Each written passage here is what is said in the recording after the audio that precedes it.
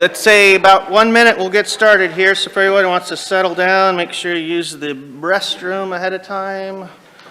This, that, and the other thing, and we'll get started in a second.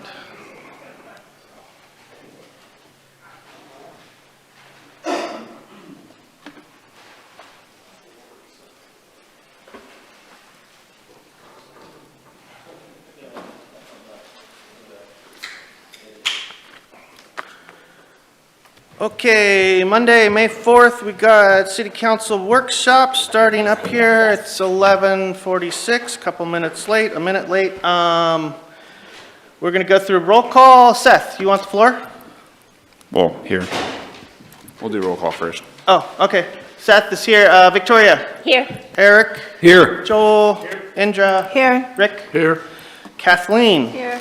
And Rob? Here. And myself is here, and it looks like we've got a full house. So first up on the agenda is Main Street performance metrics. Yes, sir. Seth? Yeah, I'm going to be recusing myself from pretty much the entire meeting. I do want to clarify, though, to both the council and the public, that my recent no vote on the reconsideration was strictly due to process. The council had already unanimously approved that, and I was not at that meeting. So, anyways.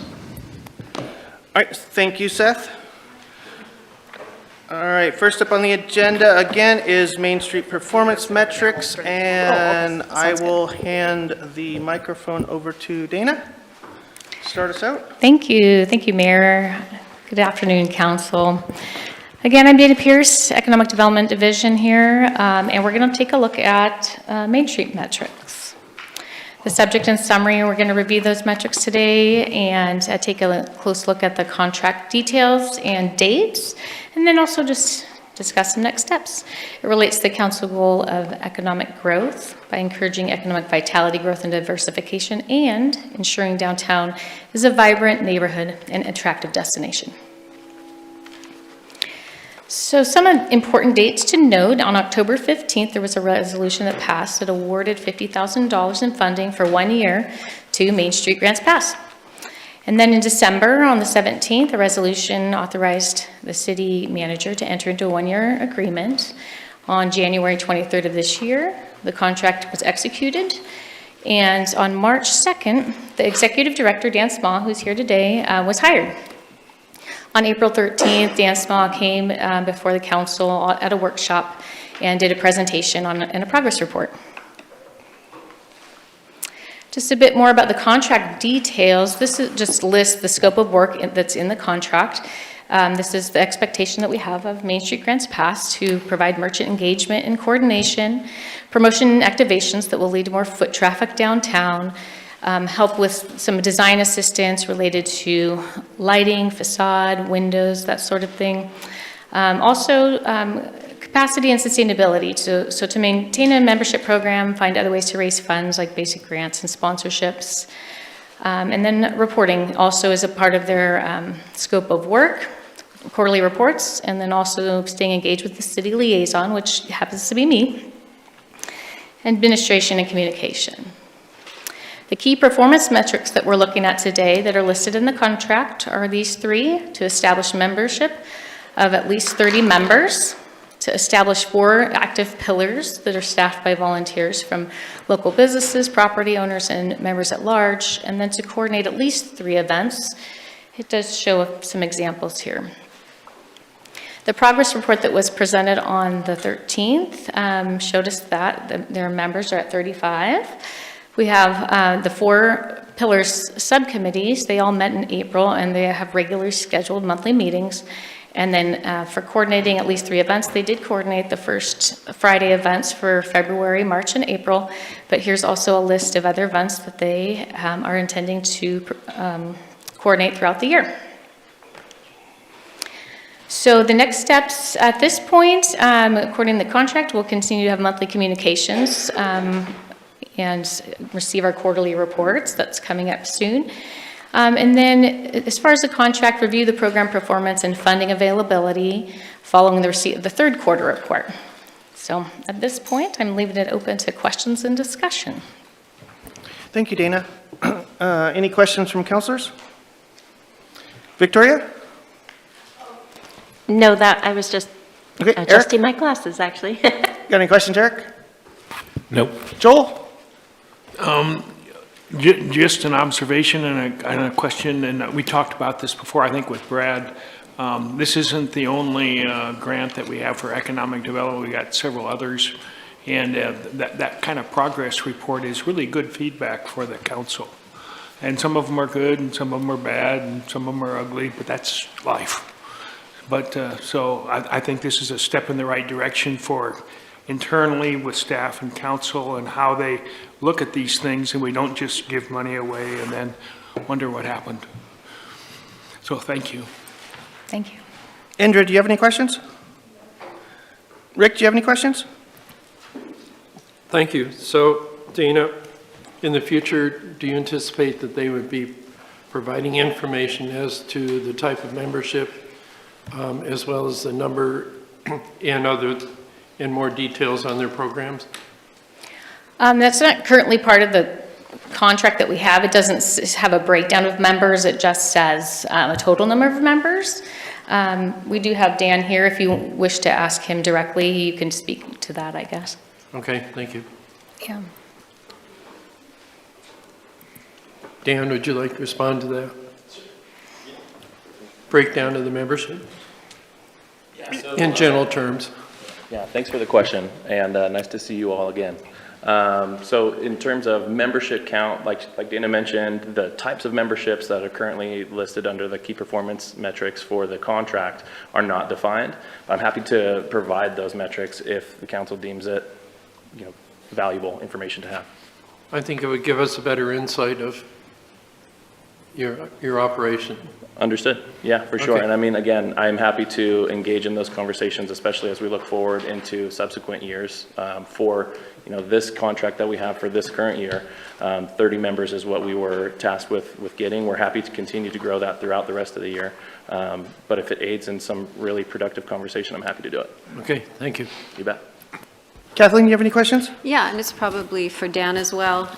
So I'm noticing that your events that you want to host are brand new.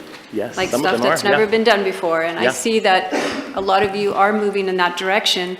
But I'm wondering, when we first were talking with Seth and about Main Street and how this was good, they were talking about taking some of the other events that are annual events. Yeah. Do you see that coming forward, or is that not on your scope anymore? No, happy to have those conversations. And actually, Dana and I have had conversations about Main Street taking over the Christmas tree lighting as one of those events. And then there's also another city event with Art Along the Road and those types of things. And we'll continue to have those conversations, I think, probably as we look into year 2, taking on more ownership of those things. But we're happy to be, strong partners and collaborate as much as we can to make sure that they're successful in the meantime. Is it a little bit that they're more expensive than some of the other ones that you're forecasting, or why would you put them second? I don't think that there's a strong reason to say that there would be second. In fact, I mean, if there's already a current owner of that, I will acknowledge that I've been in this role for about a month and a half, 2 months. And so as we're continuing on to broaden our scope and be able to sustain, I think, that bandwidth more than anything else is probably the biggest reason why those conversations haven't been that, yes, we'll fully take them over, as opposed to we're happy to be a support role in this current time. Does that answer your question? Okay, sure. Thank you. Rob, you got any questions? Just two quick questions, I guess. Following up on Rick's question or request, I guess. Yeah. I just wanted to add a little clarity. I know I sent an email to Dan and Mayor Council, and I'm not sure if everyone's read that, but Thank you for that, by the way.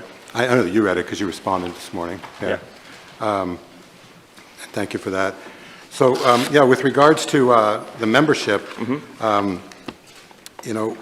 as Dana was saying earlier, I think that anyone on your member list or anyone on your sponsor list has all got a common goal of wanting a more vibrant and attractive downtown. There's no maybe about it. I mean, that's consistent. For me, the people and members who are basically don't have, we'll say, brick and mortar walk-in businesses downtown, they could know secondhand how well that's going.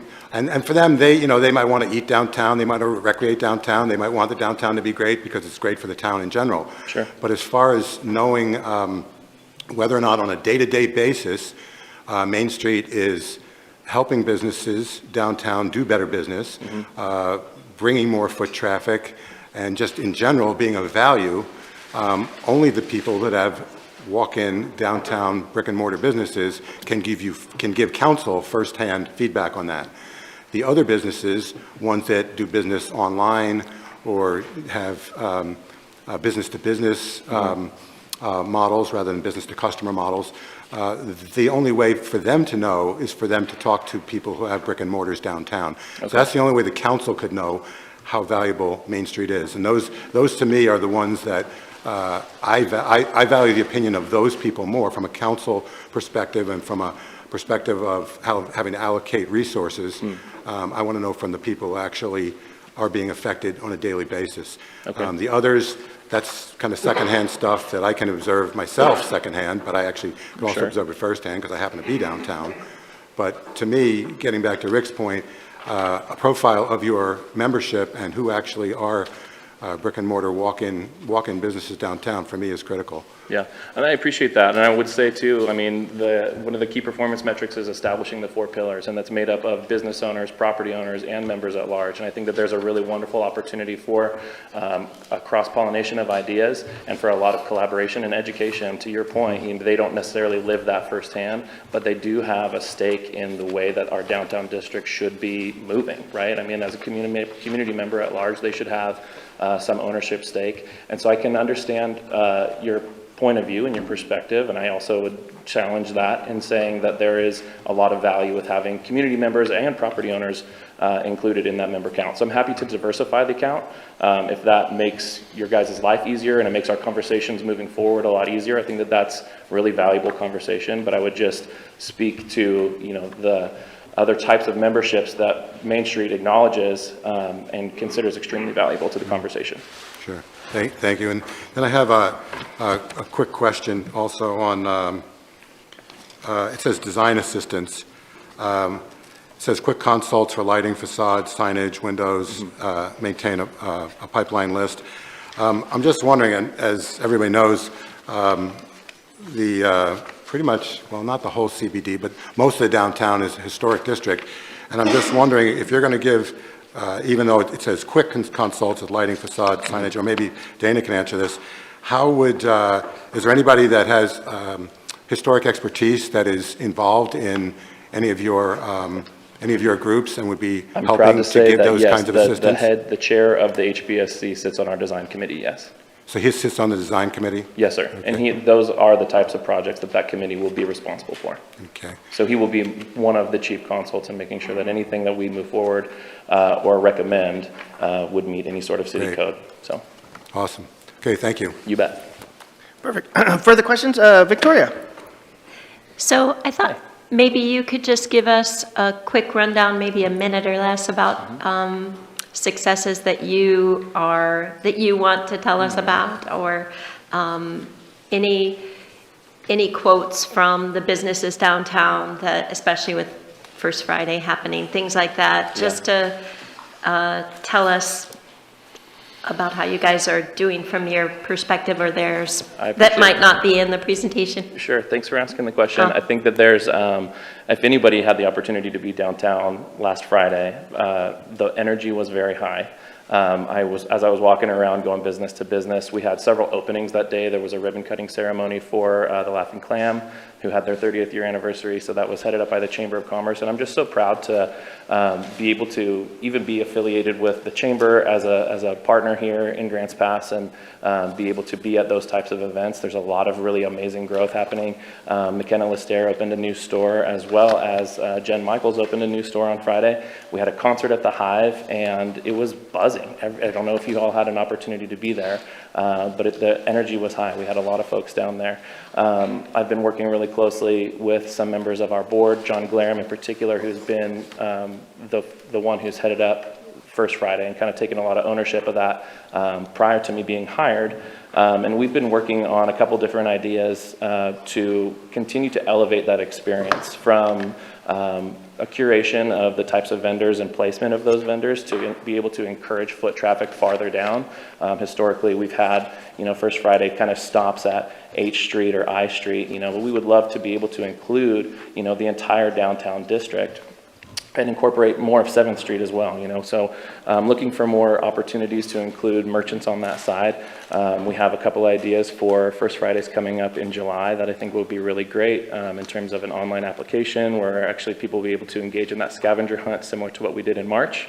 If anybody remembers from my previous presentation a couple of weeks ago, we did a scavenger hunt in March and folks went around looking for leprechauns and they scanned a QR code and the one who we randomly selected a winner from the folks who participated and she received a gift basket of $750. She wrote us a super kind letter saying that she hadn't been downtown in years, that these types of things are keep her in Grants Pass and that she's excited for more of it.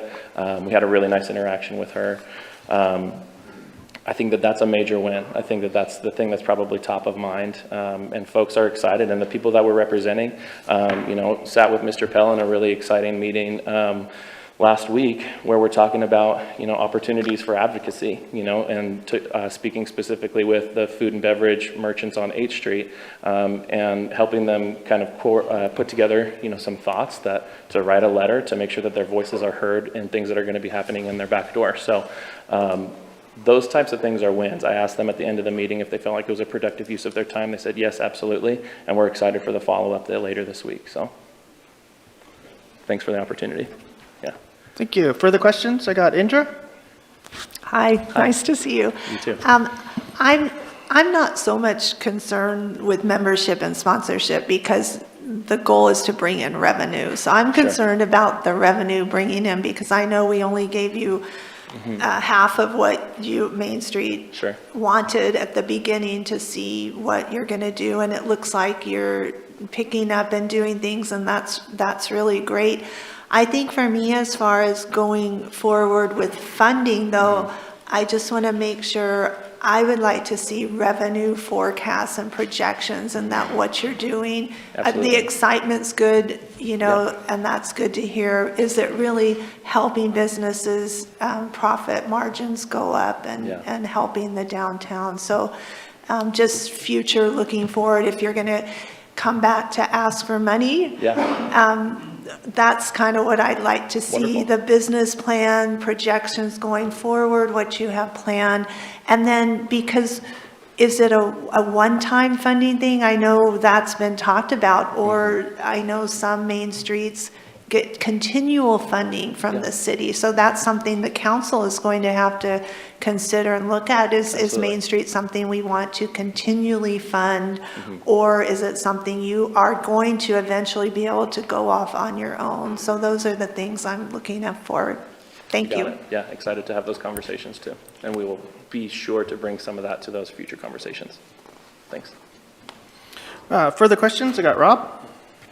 Yeah, to follow up on what Indra was referring to, I think it was a month or two ago, and I don't even remember. I don't know if it's still up online, but there was some representation that the cruise was going to be funded by $50,000 sponsorship funds coming in, and I have no idea if that was just aspirational or if that had already happened.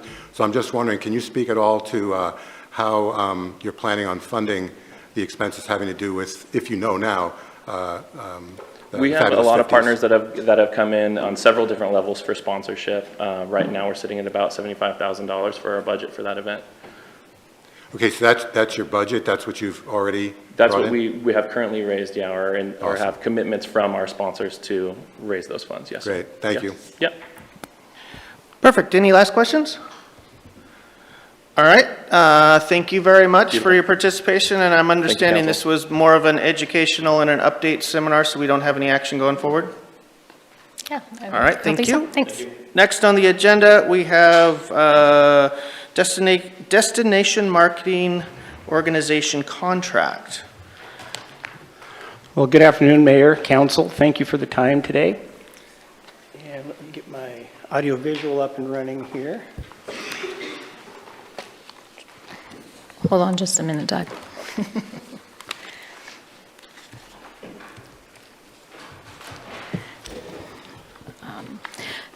I'm going to go ahead and do a quick introduction, if that's okay, and then we'll get you up there and going, Doug.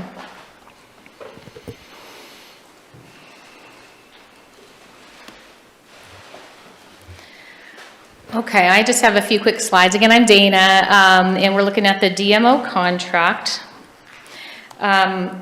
Just a few introductory slides, just noting the subject and summary. We're looking at the contract for the city's destination marketing organization. It does relate to the council goals of economic growth. We're going to go over just basics of what's a DMO. I'm going to go ahead and have Doug provide that background, and then when it comes back to me, we'll look at the contract renewal changes and then leave it open for questions. So here we are. Oh, I guess I'll tell you really quick what a DMO is before I introduce Doug, but it is a destination marketing organization, and here in Grants Pass, we have Josephine County Visitors Association, who is doing business as Visit Grants Pass, so you probably have heard those names interchangeably.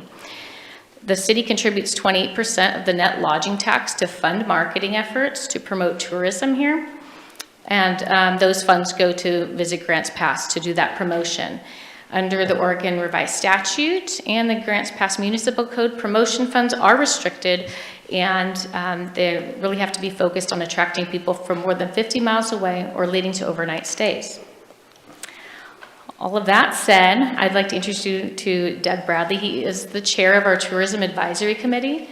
He's also on the board of Josephine County Visitors Association and a hotelier here in town. And he has a brief presentation that I'm going to pull up, and he can take you through it. Can I get a little bit more clarification before I pass it on to Doug? Yes. Can you give a little bit of a scenario synopsis, a little history, and how Grants Pass actually got to a DMO? That's what I'm going to have Doug do right now. Okay, perfect, thank you. Sorry if I'm taking away your thunder, I just really want that point to be stressed today. That is actually my whole purpose for being here today. Awesome, thank you very much, sir. I was asked to come in and share with you, where did Visit Grants Pass come from? Why are we here? And what did we have Check your before? microphone. Is that better? Oh, thank you very much, Okay. sir. So just a little history on Visit Grants Pass. Why are we here? How do we end up here? Where did we come from? And why does Visit Grants Pass make sense?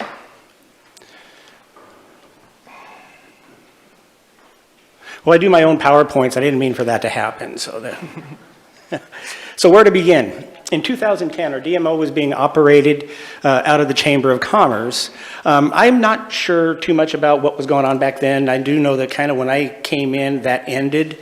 And that's when the chamber contract, or it came to John Bowen, and he operated the DMO as, I believe, a city employee. He did that until about 2020, from 2019 to 2020. In 2020, the city formed a PAVE committee to audit the work of the DMO. PAVE led to the DMO Pros Report, which is the template used to form the Josephine County Visitors Association today. In 2020, the City of Grants Pass appointed a starter board to begin forming JCVA. We had our first meeting in January of 2021.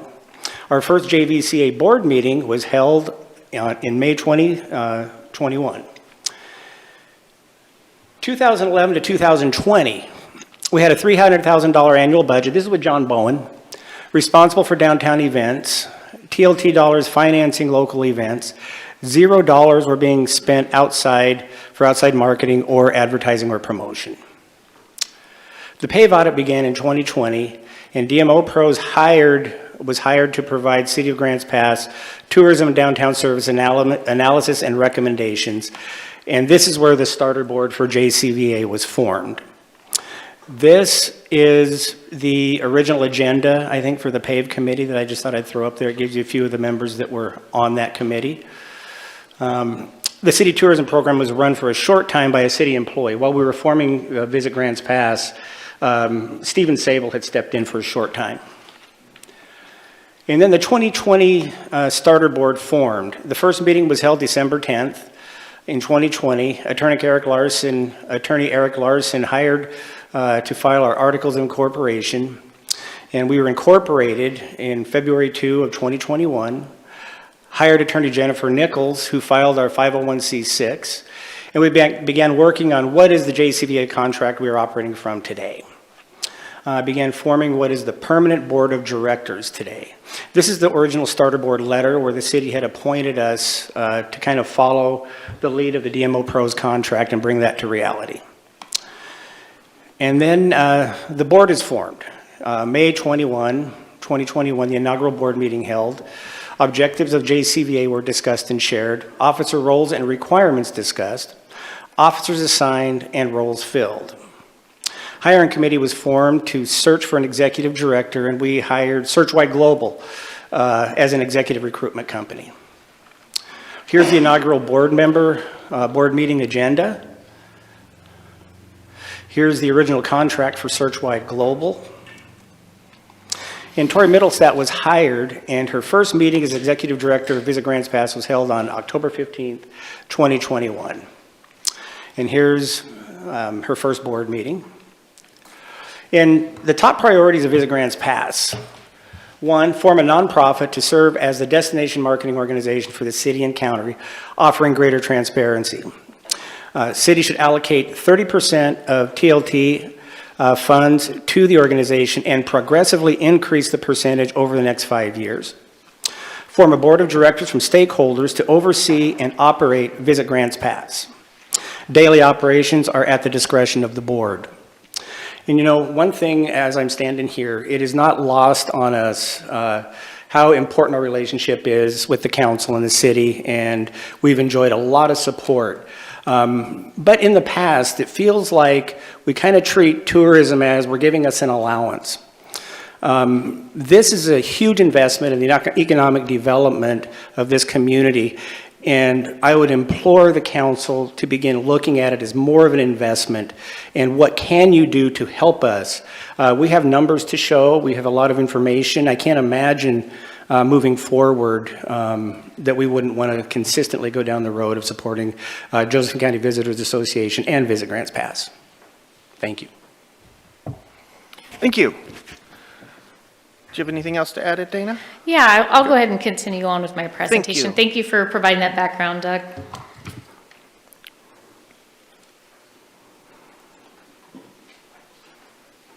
Can I ask one quick question, Dana? Yes. Can I ask one quick? Doug, you just said, you used it, two different entities. You said Josephson County Visitors Association and Visit Grants Pass. What's the distinction between those two? Josephson County Visitors Association is the nonprofit. We do business as Visit Grants Pass. Okay, I just thought maybe I was missing something. Nope. So it's basically the same thing? Mm-hmm. Right, thank you. they're the same. Okay. Yeah. We have a question, Mayor, is it? We're not in question period yet, but go ahead. It concerns the history. So I'm wondering, historically, how did, usually, and maybe Dana can answer too, when we contract with organizations, we do RFPs. So I'm wondering, historically, was there an RFP done, and how did Visit Grants Pass or John Bowen get in that? Was it an RFP with applications and council chose one? How did that occur historically? There was one with John, and an RFP did go on. Several entities had applied for that position. As far as Visit Grants Pass, DMO Pros was essentially hired to lay out what the plan was, and that's what the city and the council had opted to follow at that point. DMO Pros. Pros? So the city council at the time of the formation looked at opportunities to comply with ORS and the usage of those dollars. And we looked at a number of alternatives, doing an RFP, seeing what's out there, et cetera. And after we did, DMO Pros was an independent consultant who came in and helped provide recommendations to council on what actions would be best. Council at the time chose the opportunity to create a destination marketing organization. So an RFP process wasn't necessarily used because they decided it was in the best interest to create an independent board who would then operate and manage the DMO process. So the DMO has its own board, and that's what the city utilize some of its resources to help create that framework, get that legal entity going, and then contract with that legal entity for those services. Thank you. I just wanted to understand that. Perfect. Right. Thank So you. now I'm just going to go through a quick timeline of some important dates related to the contract. So this contract was executed on June 2nd, 2021. It does expire on June 2nd of this year. It's a 5-year contract for tourism promotion services. In July, or from July to December of last year, 2025, there were conversations between staff and Visit Grants Pass regarding the transitioning of the Downtown Welcome Center operations to their entity. In September to December, in that time frame, we had an internal department review. So with community development, finance, public works, we looked at the cost of the Downtown Welcome Center and also evaluated a potential use agreement with Visit Grants Pass. On February 9th, there was a council memo that went out regarding the changes to the Downtown Welcome Center operations, and it did include a draft contract for renewal. On March 18th, the contract went on the council consent agenda. It was pulled at that time, though, because of the passage of the HB 4148 that just happened, and so our city attorney wanted to take another look at it before we sent it through. On April 1st, it was again on the consent agenda, and the contract was approved. On April 13th, the DMO did come before council in that partners workshop and provide an annual report on progress. And then on April 15th, a motion to reconsider the contract came before the council. Just a quick rundown of the contract changes. Now, the majority of it was updates to just some basic language, but the big one is the addition of the Downtown Welcome Center services. Some of the benefits and the reasons why we were moving forward with this were the cost savings of $45,000 in temp staff. Also to have more oversight and training of specialized staff that could really work towards promoting downtown, promoting Grants Pass as a whole, and providing that direct customer service for tourists. The hope is really to amplify that visitor experience and provide that connection so that when our marketing goes out, that messaging is linked back to their experience that they have right there at the Welcome Center. It also could support some of the branding efforts that Visit Grants Pass and even the city have tried to explore in the past, like merchandise sales, for example. And then services also would be based on visitor data. So in the long run, we are trying to be more efficient in that way. So that's all I really have. I'm leaving it up to questions. I know a lot of questions did go out between council and staff, and there have been a lot of answers to those, even with our partner here, Visit Grants Pass. So are there ones that have not been answered that we can help give you the answers to? Thank you, Dana. Further questions? Victoria? Not right now. Eric, do you have any further questions? No. Joel, do you have any further questions? Yeah, and I should know the answer to this, Dana, but if you can provide it for me quickly. The annual budget under the old contract versus the proposed annual budget under the new contract. That's not something I have on the top of my head. Do you know that, Aaron? So Oh. part of the contract is based on the 28% of Right. lodging taxes come in. So we don't have a for sure amount every year where we're budgeting like, Okay. well, there's going to be a 3% increase this year. There's going to be, or whatever it is. So that percentage was the same before and it's the same now. Correct. But there's added responsibility now Yes. with the same amount of money. Correct. Or Well, same percentage. Not Yes. necessarily the same amount of money, because Same that will percentage. fluctuate 'Cause that depending changes. on the taxes collected. Okay. Thank you. Further questions? Indra? Apologize. Yes, there have been so many of these agreements going around. Is this one dropped here today the newest, and has it changed from the past ones we've received? There has been no change since the one that was on the consent agenda on April 1st. Thank you.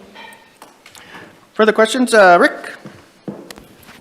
So when we talk about the income coming in to fund the program and percentages and so forth, doesn't that change every year based on what the income of the TLT is? It does, yes. And that's one of the metrics that can be used to demonstrate success is they're bringing, more dollars are coming in for the TLT. So budgets go up because we're getting more influx from those tourism dollars. So if they're not doing their job, the funding stream slows. So if the organization is asking for additional money, that may be automatic, especially if the income is coming in. Would that be? I wouldn't say it's automatic. They get, according to the contract, they get 28%. So that 28% is if they're doing a great job and bringing in a ton of tourists, they get a larger amount. If their work needs a little improvement and they're coming in below what's anticipated, then they get less money to do it with.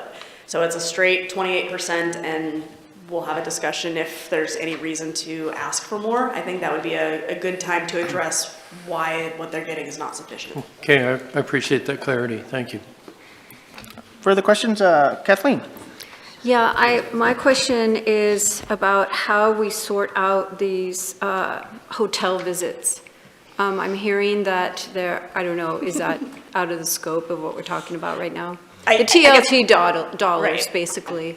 Because I'm hearing from Ready Ride drivers to nonprofits that there's so many people being put up in hotels now that taxpayer dollars are being used for that, and it's kind of skewing the numbers as far as how many visitors we're actually getting from how many are being housed in our hotels. I think where you start tracking numbers is how much are we receiving from those TLT dollars, that 12% that's on most visits, most stays in hotels. We know what those numbers are. Everything outside of that is difficult to track, and it is probably not as relevant as those regular stays that generate the TLT dollars. And there may be stays outside of that, but we don't really have a lot of control over those. Well, would it be possible to have some kind of mechanism to track nonprofits and how many, like, there's just certain ones that are doing it, like Asante and UCAN, and would it be possible to pull those numbers through these agencies? Probably not. They would have to voluntarily give us information like that. Further questions? Rob? Yeah, going back, I think, to what Rick was getting at, or not getting at, but just to follow up and expand on that. So total TLT dollars is 28% of total TLT is what has been going to the DMO. Can JC or maybe Doug just say the last 3 years, tell us what the total amount of TLT dollars that have come in the last 3 years? Yeah. I know that you've given that to us before, but if you could. Yeah, it's slightly over $700,000. No, the total amount, not the total amount, not the 28%. Oh, the total amount. It's going to be a little bit over $2.5 million. So $2.5 million which year? I asked Each for of the 3 last years. 3. So it's been dead even. It's actually declined the last 2 years, and then this year we're going to probably see just a little bit of an uptick by a couple of percentages. Okay, so $2.5 million of TLT has come in for the last 3 years, roughly. And so the 28% of that has been pretty much exactly the same, right? Okay. Thank you. And getting back, I guess, to following up or expand on Kathleen's question or comment, I too had similar questions about that, because it seems like, and maybe there's other metrics, because I know we've talked about some other metrics, or I shouldn't say we've talked, but I think Dan Buck presented other metrics, I think. But the two metrics that seem like the ones that are always presented to us are TLT dollars and occupancy percentage of hotel stays. And then getting back to what Kathleen's saying, how do we know whether or not, if we had say an increase in occupancy percentage, how would we know if that's attributable to the good work of the DMO or more welfare stays? Because if that's going to be one of the two main metrics that they're going to present, like, we need to know with some certainty whether that's more welfare or that's more visitors that are coming in and spending money. So there was a memo or an email that went out that actually explained how how that TLT dollars are actually taken from a hotel stay, and there's some kind of metrics that I saw in that memo or email that said if they were to a certain amount of days, then the lodging tax wouldn't be 28 applied to days. that stay. Okay. Yeah. So basically, when you take about the metrics, your metric is going to be more heavily weighed on the TLT actual revenue that comes in, because that's going to be the actual tax for that actual room. If the room is an extended stay, which wouldn't qualify for a TLT tax, then you wouldn't see that revenue. So I think the hotel stays is not necessarily, in my personal opinion, as reflective of a metric as the TLT actual revenue that comes in. Okay. Thank you very much. I did read that memo, and I also added to that on the, is there a possible way to segregate out the occupancy percentage with regards to whether or not it's actual tourists or whether or not it's a welfare stay? I understand that the TLT dollars can be used by us either way, so that's a real positive. But I'm just asking the question, is it possible to segregate that so we know whether or not the occupancy percentage, if it goes up, is attributable to the good work of the DMO, or is it attributable more to welfare? No, I understand exactly where you're getting from. I think Stephanie will probably weigh in on this. I would assume. That's why I asked Stephanie. If you have Thank a you. nonprofit organization that's handing out vouchers, there's going to be a privacy policy that's going to be in place. And I can say that I do not know the answer, but maybe someone here can answer that question, because they're the ones that are tracking that data. So the city, that's not data that we have access to. I'm asking anybody in the room. Yeah, to come add on, some weigh in on this, Yeah. Terry, please. I want to be careful because it's not a wholesale answer, but like when we talk about in COVID, when people were being placed, when you say welfare, that's a broad scope, but generally speaking, government contracted, if you're placing somebody into it as temporary housing, those folks don't pay TLT, so it's not hitting the reports. It's not falsely inflating them. And at the expense of maybe out of school by naming a few spots, on 6th and Evelyn, you've got Cherry's Inn that used to be Buena Sera. They used to be a traditional lodging facility. You would look them up. You could book your stay there. They've contracted to do a lot of placements of unhoused or people for certain reasons. In those situations, a lot of times, they're not paying TLT. Now, I will admit there's an exception to the rule. If you got there through your church or a private nonprofit or somebody that just went in there and booked that room for you, and the hotelier like Doug doesn't know the answer, yeah, there's a little bit of that. But across the street from my place, I've got the Travel Lodge. There's no travelers in that lodge. And so in two situations, on those government contracted stays, most of the time, there's no lodging tax dollar collected. And furthermore, if they stay more than 28 days, it becomes a landlord-tenant situation, and they are also exempt from lodging tax. So to both your and Kathleen's point, a little bit of an overgeneralization, but our lodging stays, daily rates, occupancy percentages are not being falsely inflated by people being placed in temporary housing.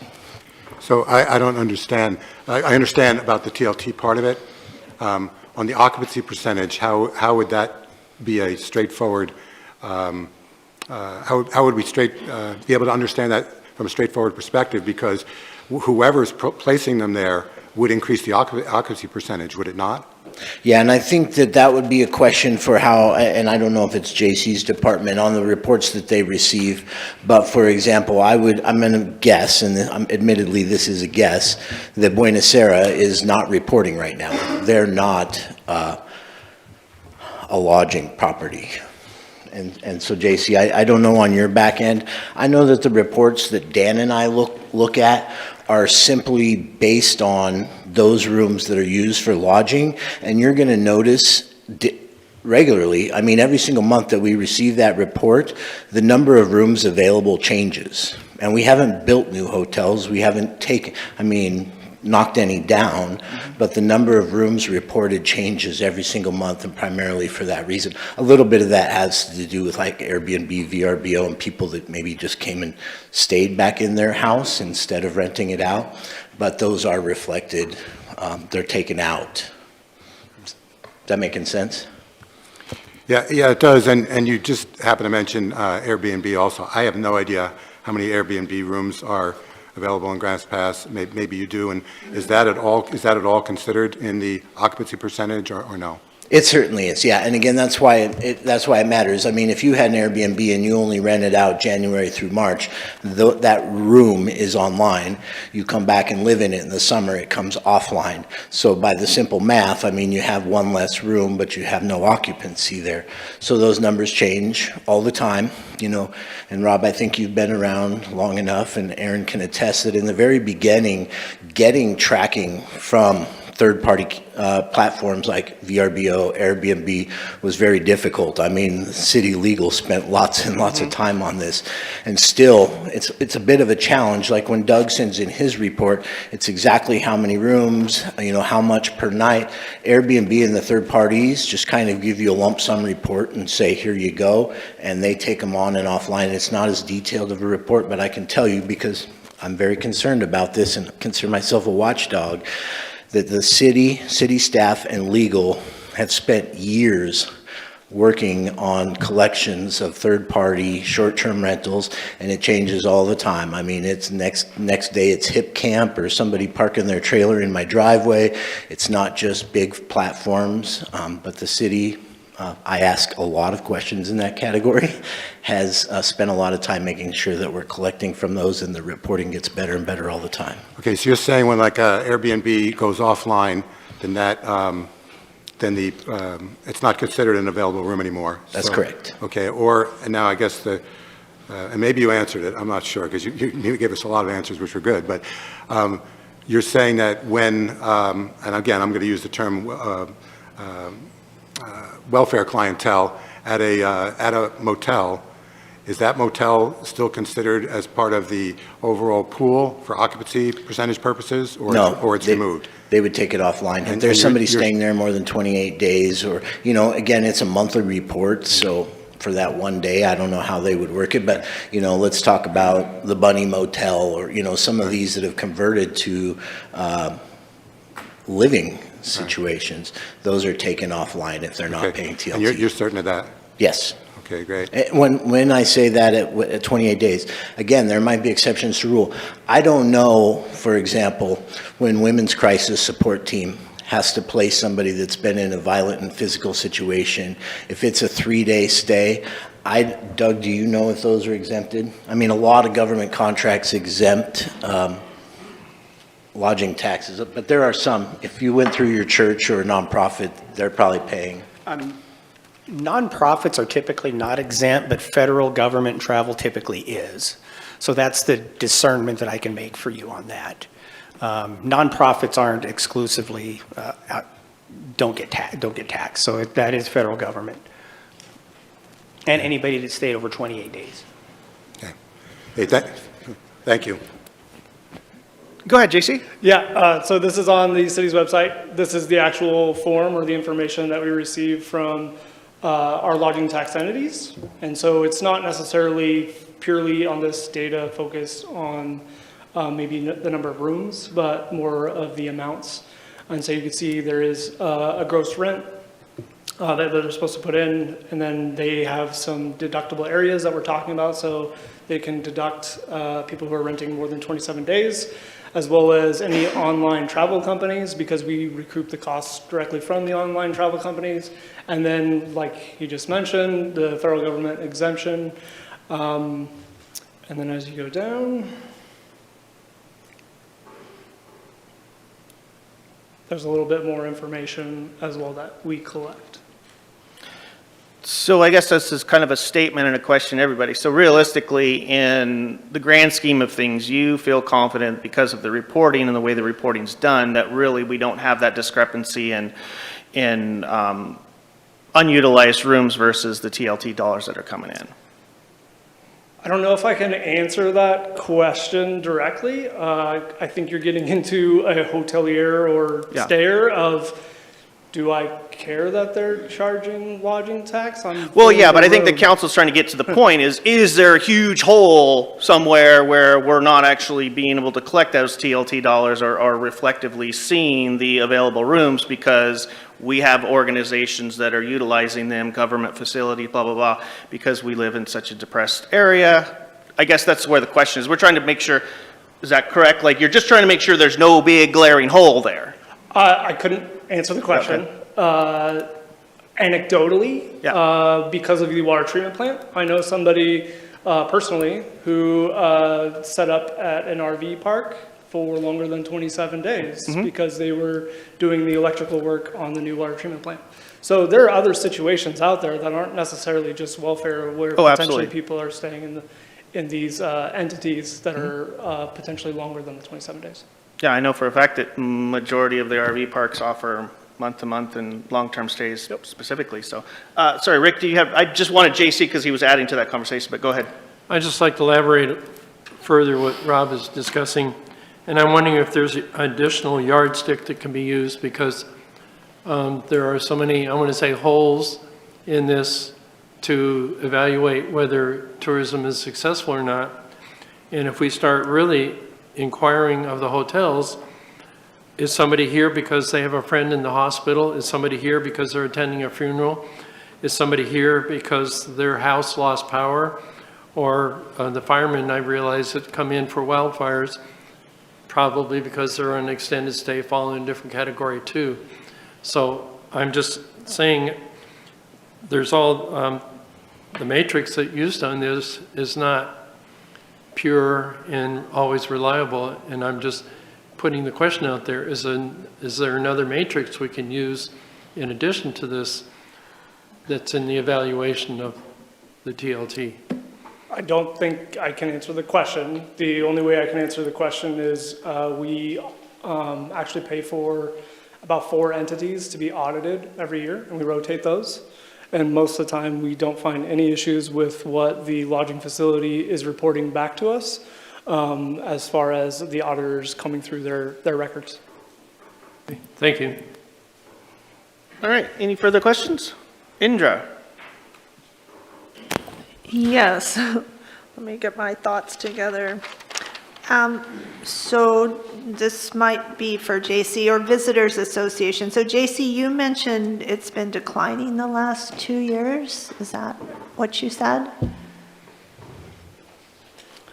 The TLT dollars? See if I can Just, find. I can't probably see that far, so. Yeah, I'm just going to try and get everybody on the same page here, hopefully.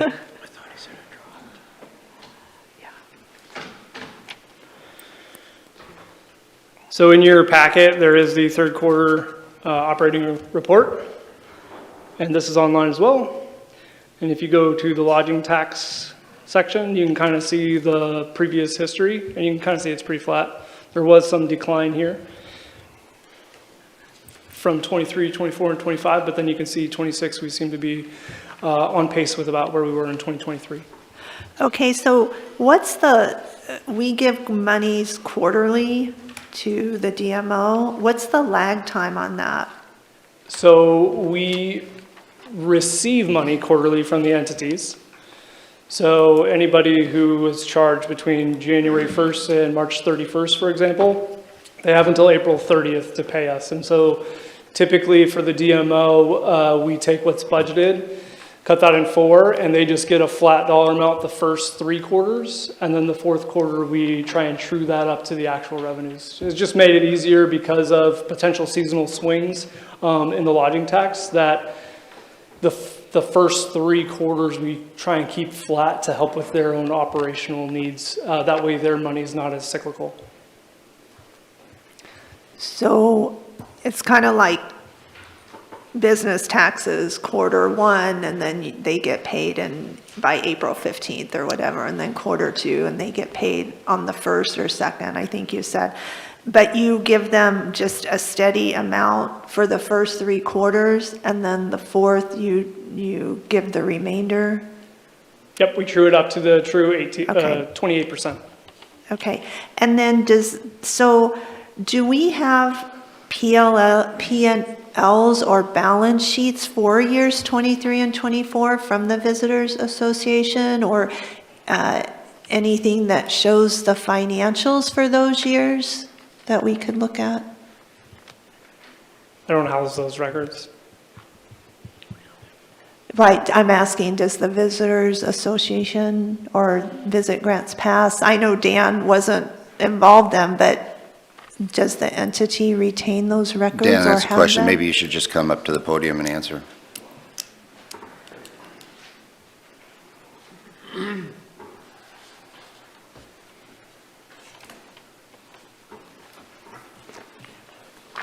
That was a long one. Yes, is the answer.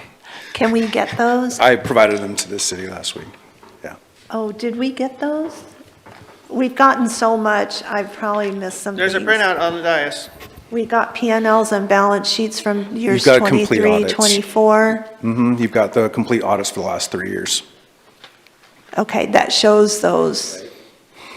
And Aaron, you sent those to us? That was just today. Yeah, that. There's additional information. You have an additional piece of paper on your desk there. Okay. Yeah. Right, That's but- different, though. You have the entire, you've got that. That's the most current, as of today, Dean Runyon report. And then last week, to the economic development team, we did send 23, 24, and 25 full audits. And in those audits, it has the P&Ls and balance sheets. There are no more numbers. Those are all the numbers. Yeah, like every single conceivable number. Okay. Because, okay. So we should get those or have them. I'll look. Okay, and then I have some other questions. And Sure. again, I apologize if I miss things because there's so much. Sure, And I no know problem. questions have gone out and you've sent things in. It's kind of piecemeal and we're trying to collect things. So I just want to ask what we have and what we don't have. So I know what to look for or not. And I know some of these did come in. So did we get quarterly written progress reports? You did not. And I acknowledged that in an email to the council. And so I just asked for a little grace in this transition year as I come online. I have no experience with city government, and I mistakenly understood that that would be on a council agenda, my responsibility 100%, and I'm happy to provide any reports at any time. Okay, and thank you for what you do. This isn't a reflection of you, Oh, right? sure. Personally. Do we have staff quarterly written reports from previous years?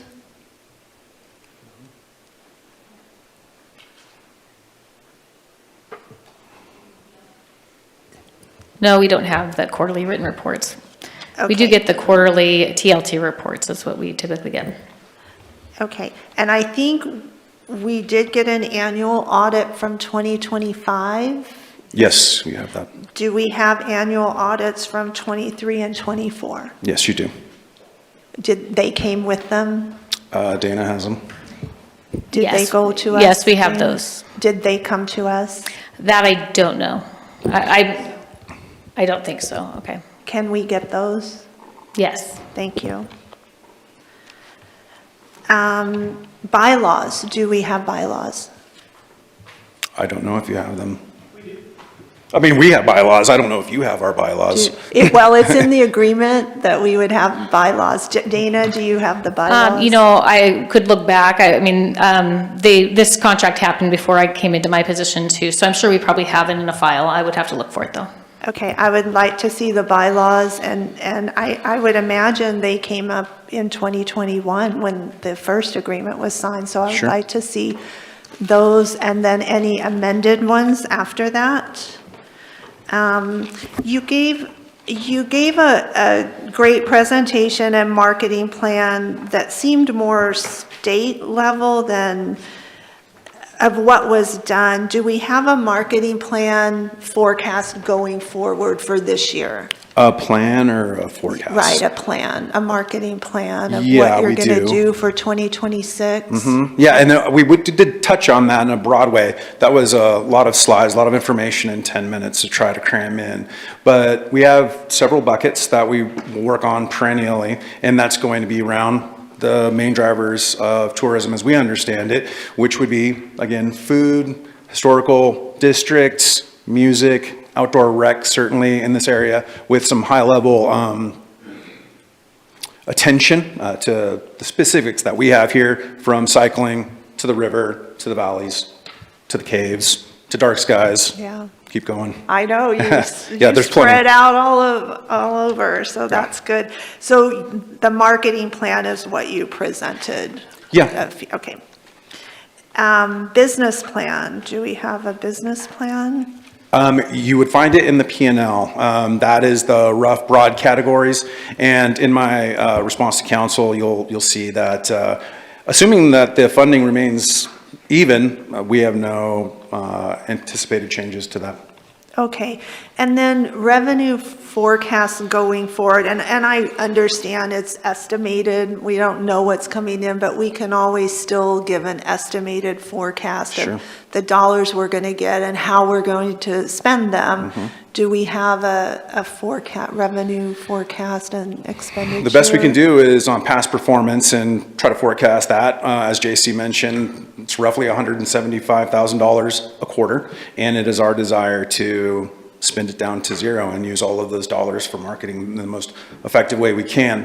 I know there were some questions about why that's a negative number. I did address that in the email to council. And when those dollars hit the P&L, it hits as a negative number for services due, not services rendered. So there's a balance on the balance sheet, and I shared that with council as well. I don't, okay, thank you. So we'll get a proposed forecast going Yeah, and it's going to be forward. $175,000 times 4. That's the forecast. Okay, and then I get that you wrote to council about that, but I'm not understanding, and it's probably just me, I met with the group, and so after I left, I thought about it. I don't understand, I get you're explaining why there's a net operating revenue, but I'm assuming this is, you write checks, I mean, this is your checkbook. So how are you writing checks with a negative revenue? Sure, you'll find that in your email. I included the balance sheet, so you'll be able to see the exact balance that we're carrying in a separate account that sits on the balance sheet, not on the P&L. So are you writing checks from a different account as well? We move money from one account to the other account because we achieve greater yield in a money market account than a checking account. And we're trying to be very wise with the dollars that we do have. So we're trying to squeeze every penny out of it. So we keep the bulk of it in a money market account that allows us to achieve some yield. Right. But before you can spend money in this account, it has to be there. So you should be, are you, I understand you have your second account, that's not a problem. It seems like you need to move money over first so that you can then spend it. So that negative number that you see as a liability is not a reflection of what's in the account. Again, you'll see that on the email that I provided to council, and you'll see that there is a positive balance in all of the accounts. What we do is monthly move money over to the checking account to spend on the fly as needed so that we can squeeze extra yield out of the dollars that we do have in the money market account. How are you writing so I'm still not understanding, maybe someone else can explain to me. If you're negative in your checking account or. We're not negative in the checking account.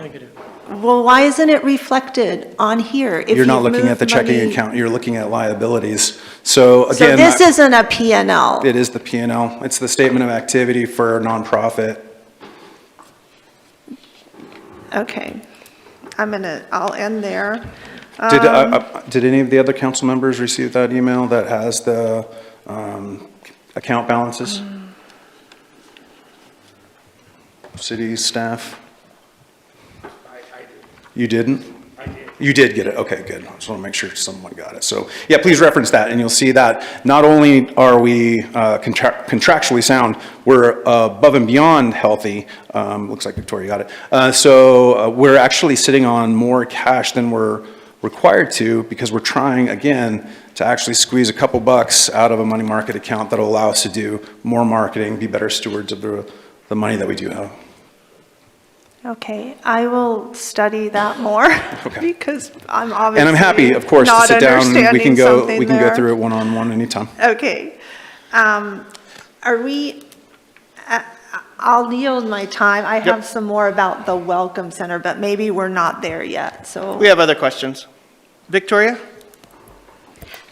Yeah, maybe this is along the lines of the last question that I asked, and this could be for Dana, it could be for JC, it could be for Dan, it could actually even be for Terry. I just want to make sure we're not, so to speak, straining a gnat. And if you could give me a 30,000-foot, any of you who I mentioned, view, because I know I've had this discussion with you before about, what the city puts in and what the city gets out. Mm-hmm. And it seemed to me then that our investment, like Doug was saying earlier, what we get out of it, for our investment far exceeds what we put in. So maybe if you could, and just give me a few examples of that so that everybody can kind of get a picture on a grand scale of what you see as your contribution to the city and your give back to the city for what the city puts into you guys.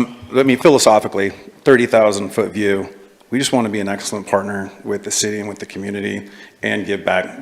I personally, and I know that everybody that works with me, has a great love and affection for the community and wants to see it prosper. Very specifically, I would say that we are single-handedly responsible for bringing BMX nationals, for example, to town. We are responsible for bringing Cycle Oregon to town. We are supporting the marketing events for countless small events. There's not an event or an organization that is doing any kind of work locally that we aren't doing an in-kind contribution to.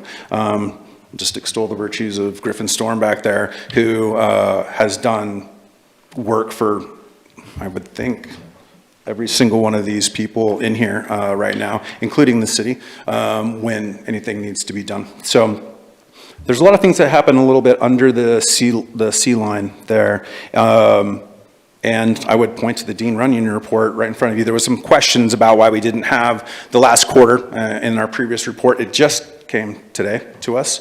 And I'm happy to report that we're up in virtually every single metric, which is unique to the state. We're one of only a few municipalities that are actually up. The rest are either flat or down this year. So I'm excited about that.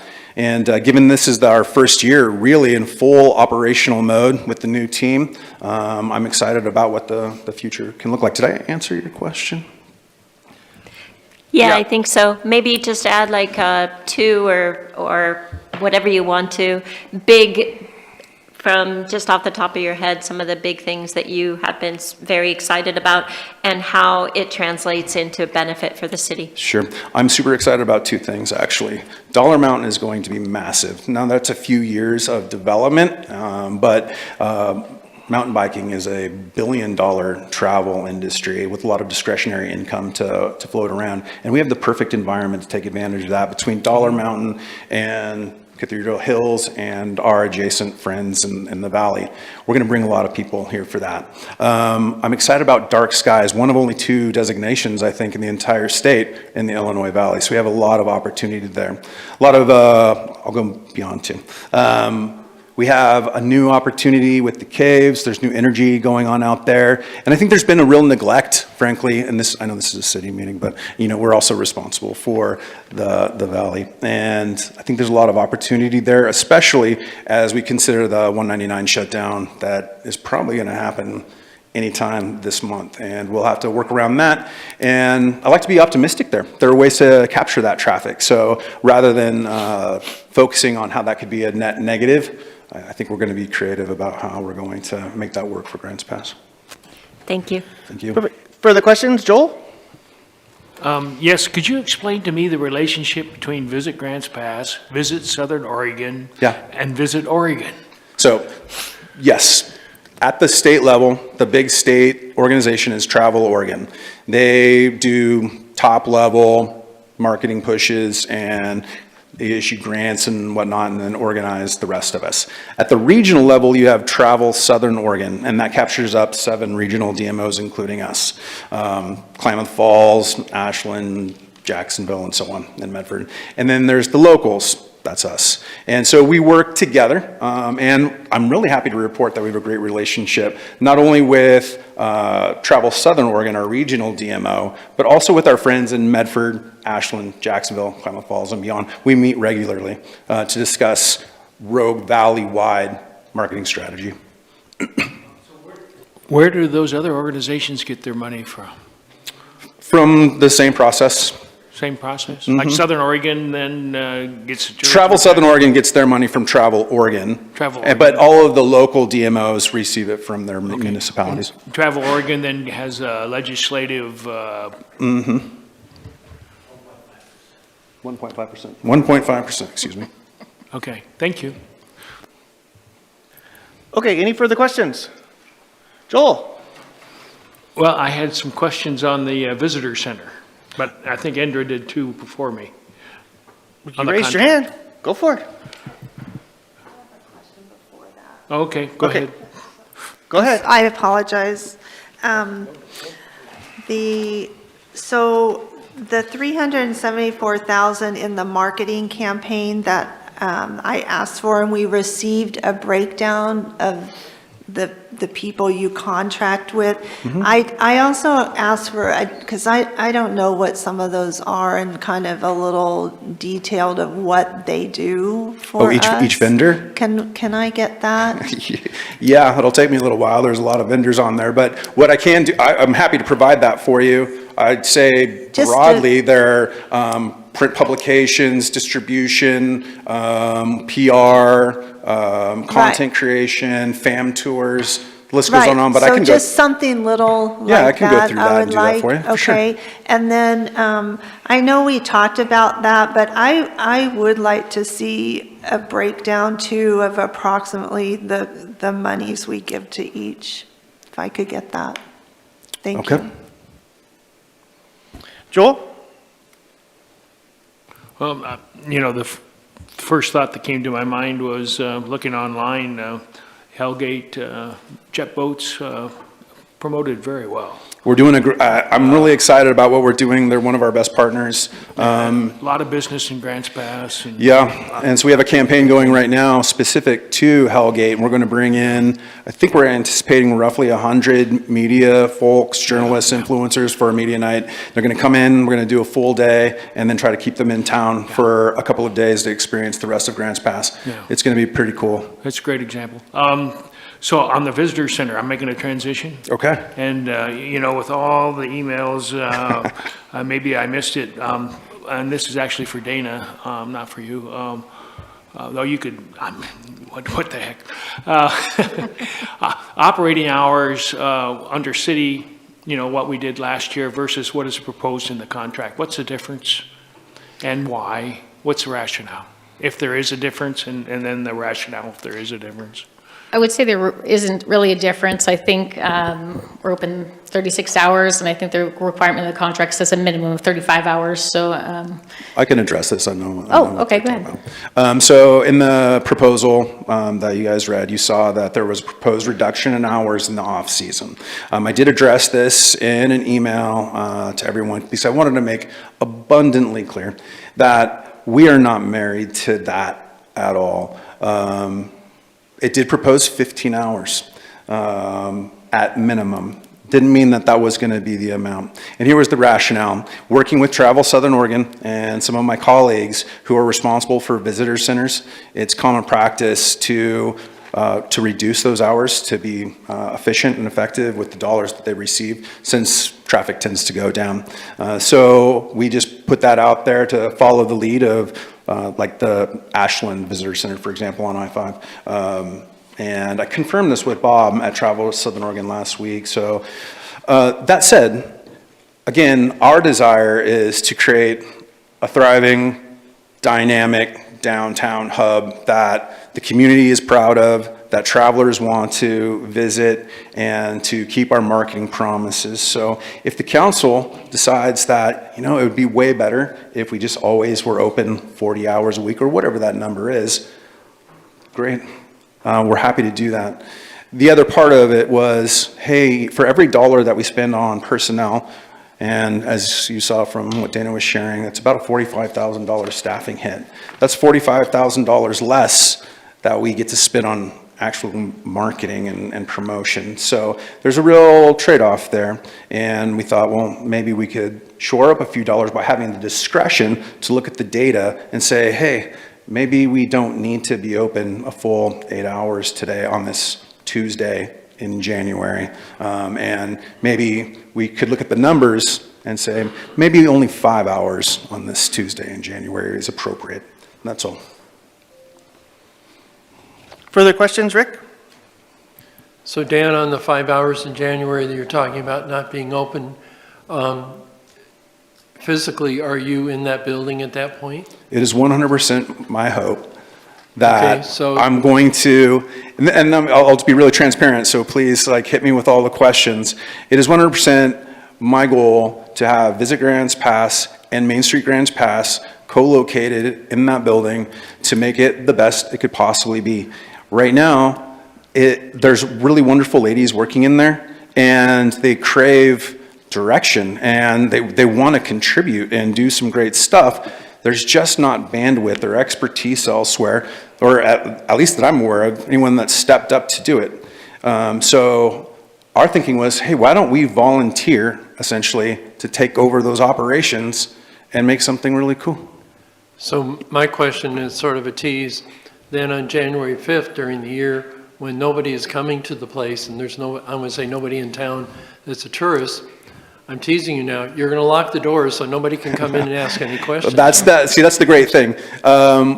There would be someone there every single day. So there is an easy conceivable answer that maybe it's just not with paid staff or temps as they are today. It's me sitting there at the desk, or it's Griffin, sorry brother, sitting at the desk making sure that people were served, or even Dan. So there's always going to be people there. It's not going to be less than what it is today. It will be more. Okay, thank you. You clarified that. Very good. Thank you. All right, further questions? I got Rob, and then Indra. Rob?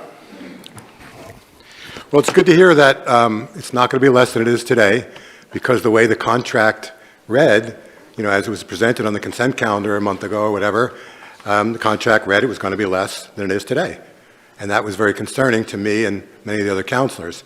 But it's good to hear that from you today, it's not going to be less. Sure. Thank you. Big concern off my head.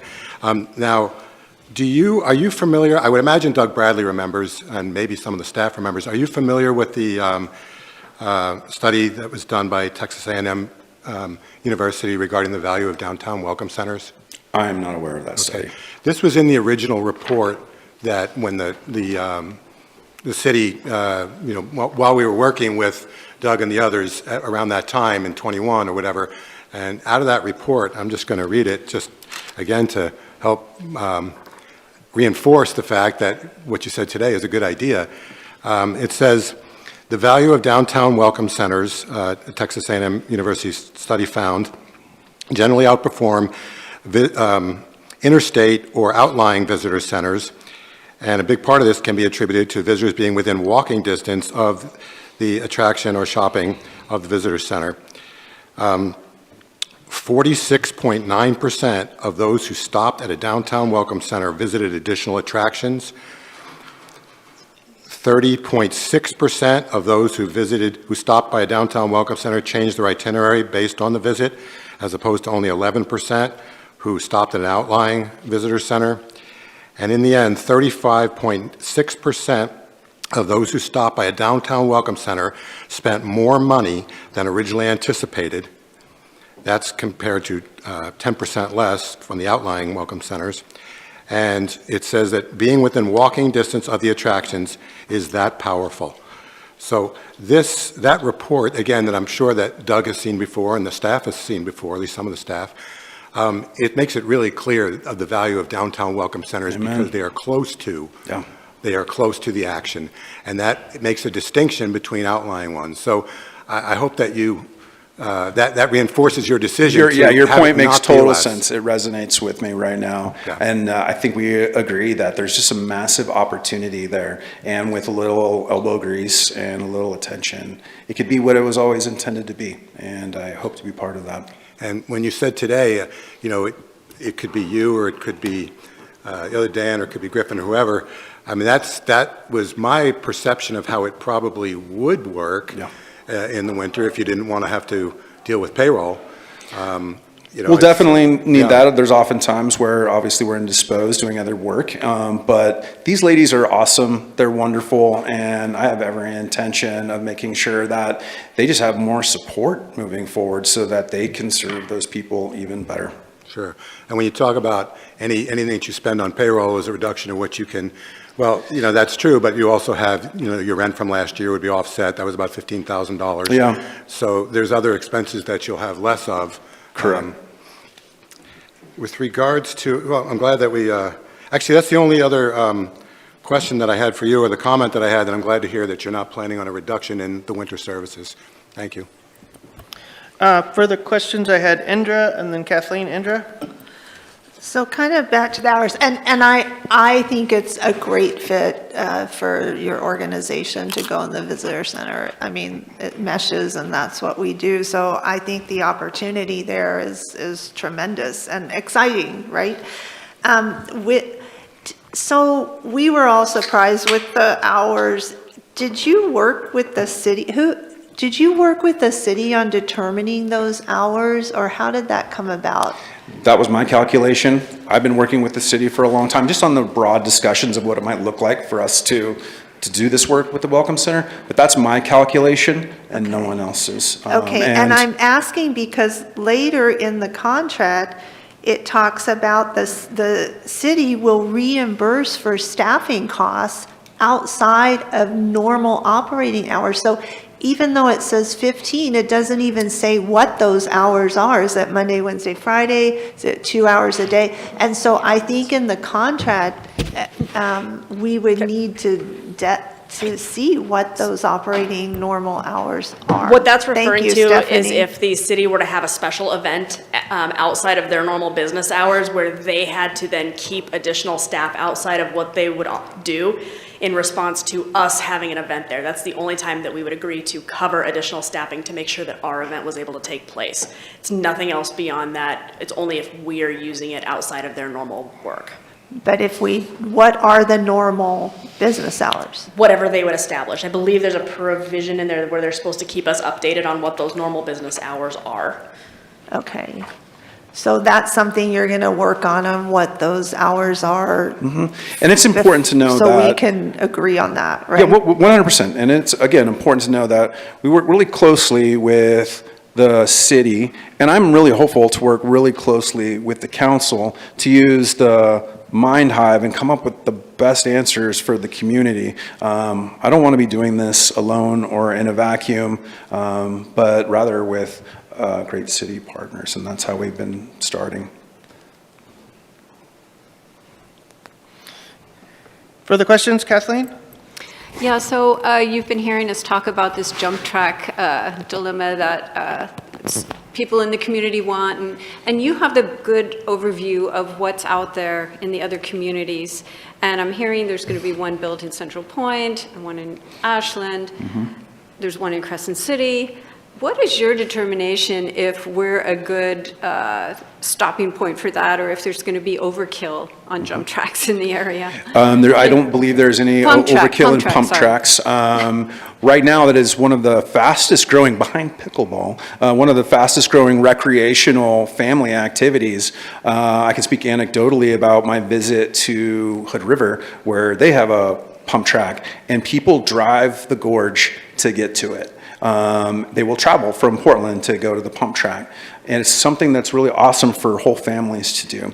So I know there's been a lot of discussion and some debate about should we have one, and if we do, where should it be? And it depends on the goal of the city and the community. What do they want? If they want it downtown, it's less of an attractive tourism draw. If they want it to be strictly about tourists, maybe it is best to be up at the 5. That's not for me to decide, but I will take full advantage of whatever resources I have.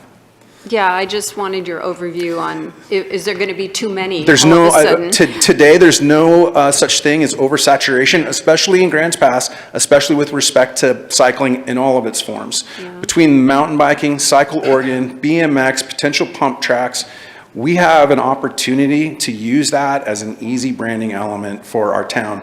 Come to town, bring your bikes, whatever kind of bikes they may be, stay the weekend, buy some food, stay in a hotel, get on the river, and everyone wins. So I'm excited about Pump Track regardless of where it goes. I just would like to have it.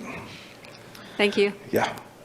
Thank you very much for that information, Dan, but I'm going to remind councilors, we are on topic of the DMO contract only. I don't really think that's part of the contract. It was great having that conversation, but if we can keep the questions back to the center of the topic, which is the DMO contract. For the questions, I have Indra and then Victoria. Indra? Yes, so as you know, I have 2 other concerns, and I want to know if you will consider and address it. So the intellectual property, giving it to you is a real concern. I look at, this contract is extremely contractor friendly. Like, I'm surprised the city would even agree to it, honestly. So you can walk away, public funds are paying for it. I get it's out-of-state lodging tax, but we have family that come here and stay. Public funds are paying for it, and yet the nonprofit or the contractor, you can walk away with the brand. And I do understand that the city can continue to use branding, the logos and strategic plans and operating for tourism purposes only, but it really sticks us if for some reason we go to another contractor or it ends altogether. To me, that's not a good deal for the city at all. So I would like to see a reconsideration of that and that flipped around, that the city has the rights to the IP and that you can use whatever, for your own business. And then the other, so Can I you would pause one just sec, Indra? ask if you can you pause one consider sec? that. Because Oh, you, yes. that's, if you're going to go, don't want you to go into another topic No, until thank you. we can address this IP issue, because I believe that Stephanie wants to have a comment here. I do, and that is, I saw the emails and we heard your inquiries at the last meeting and did look into that. The reason why it's written the way it is has to do with the nature of the DMO as an independent contractor. In independent contractor relationships, the typical is to have the contractor retains ownership of intellectual property. All we have the ability to do with an independent contractor is tell them what results we want. What the result that we want is tourists to come to our community so that they spend more money here and enhance our community. We don't have the ability with an independent contractor to tell them what to do, how to do it, when to do it. So what our contract is, and the purpose for this contract is to hire them to bring tourists in and to staff the Welcome Center. It's not to have them create content for the city to use. It all has to do with the purpose of the contract. They are creating their marketing materials for not just the city itself, but for other entities and for around the valley. It's not that we are asking them to create specific materials like a work for hire contract would be. That's a totally different relationship. We're not saying we want you to generate brochures for the city of Grants Pass. We would own the intellectual property on a work for hire where we're asking them to provide that. All we're asking them to do is bring tourists in, and how they do that is up to them. So if you look it up, in an independent contractor relationship, it's unusual for the entity to own the intellectual property rights to anything generated. That's the typical thing that you find in a work for hire agreement, which is not what we're looking at here. When you say we, our city, because I have looked it up somewhat, not thoroughly, and I'm not an attorney, but there are some DMOs that don't it's not like that. So what's the difference? It with depends on the those? nature of the contract. There's a lot of different types of agreements that you could have with an entity. What we have is, and what we've had for the last 5 years, is an independent contractor relationship.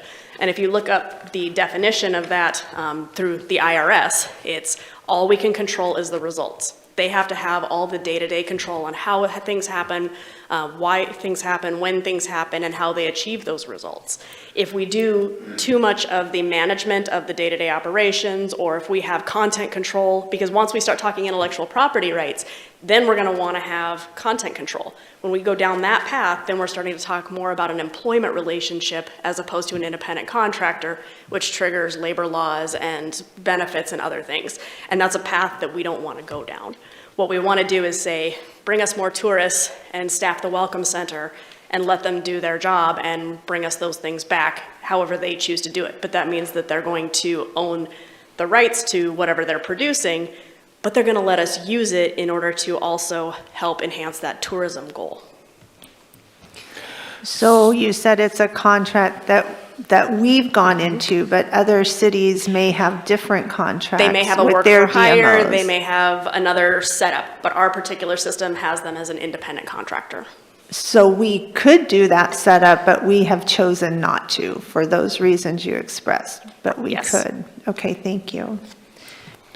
So with that being said, I have a feeling that a lot of our line of questioning is actually overstepping the bounds of this contract agreement. Right, we want an independent contractor that gives us the results without the day-to-day management. Okay, further question, sorry, I had to take that one in a second. Further questions, I have Rob and then Indra again. Rob? So Victoria too, The sorry. same, actually, I think Victoria was before me. Oh, thank you very much for yielding. You are correct. Victoria, did you want to weigh in first? Okay. She yields to you, Rob. Thank you. So the same, on the same paragraph, and it's, I guess it's page 6 of the contract or 524 of the packet. It's 6C. I think that's the same paragraph that Indra was just referring to. If we get down to the 5th line there's actually, I wouldn't say there's 2 lines that are in conflict, but there is a little bit of confusion. So when we get down to the 5th line, when it says the contractor, well, the 4th line, the contractor grants the city a perpetual royalty-free, non-exclusive license to use any intellectual property created with city funds for tourism promotion purposes. Okay, so the key that what I'm pointing out here is that created with city funds. Then on the last line, it says the city's license shall remain in effect for materials created during the agreement term. Well, to me, those could be 2 slightly different. To me, both of those lines should say for materials created during the agreement term. The one above it says created for funds with city funds. The one on the bottom says if it was done during the term. Both of those lines should be for materials created during the agreement. Don't you agree, Stephanie? Why would there be a distinction between those two? Because it adds a confusion that's unnecessary, a bone of contention that would have to be solved legally later. If you can give me just a moment to digest those quickly.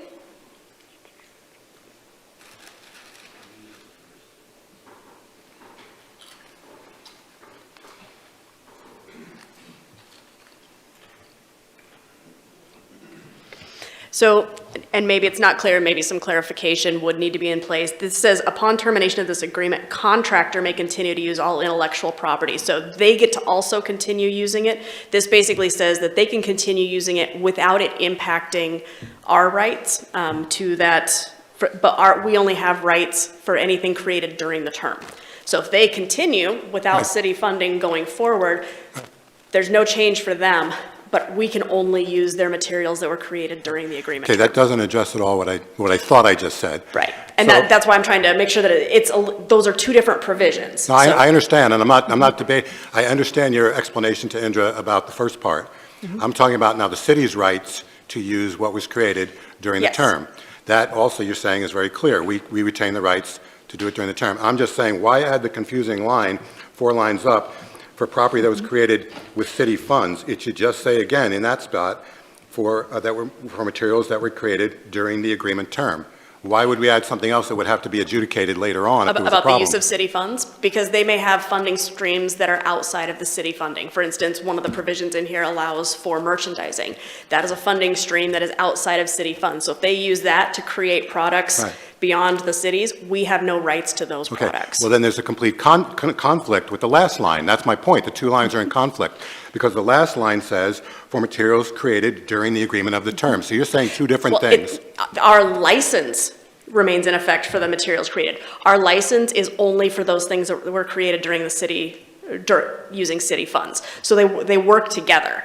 We would have an ongoing right to use anything created using city funds during the term. If they create something during the term not using city funds, we don't have a license for that, so that second sentence wouldn't apply, just because it was during the term.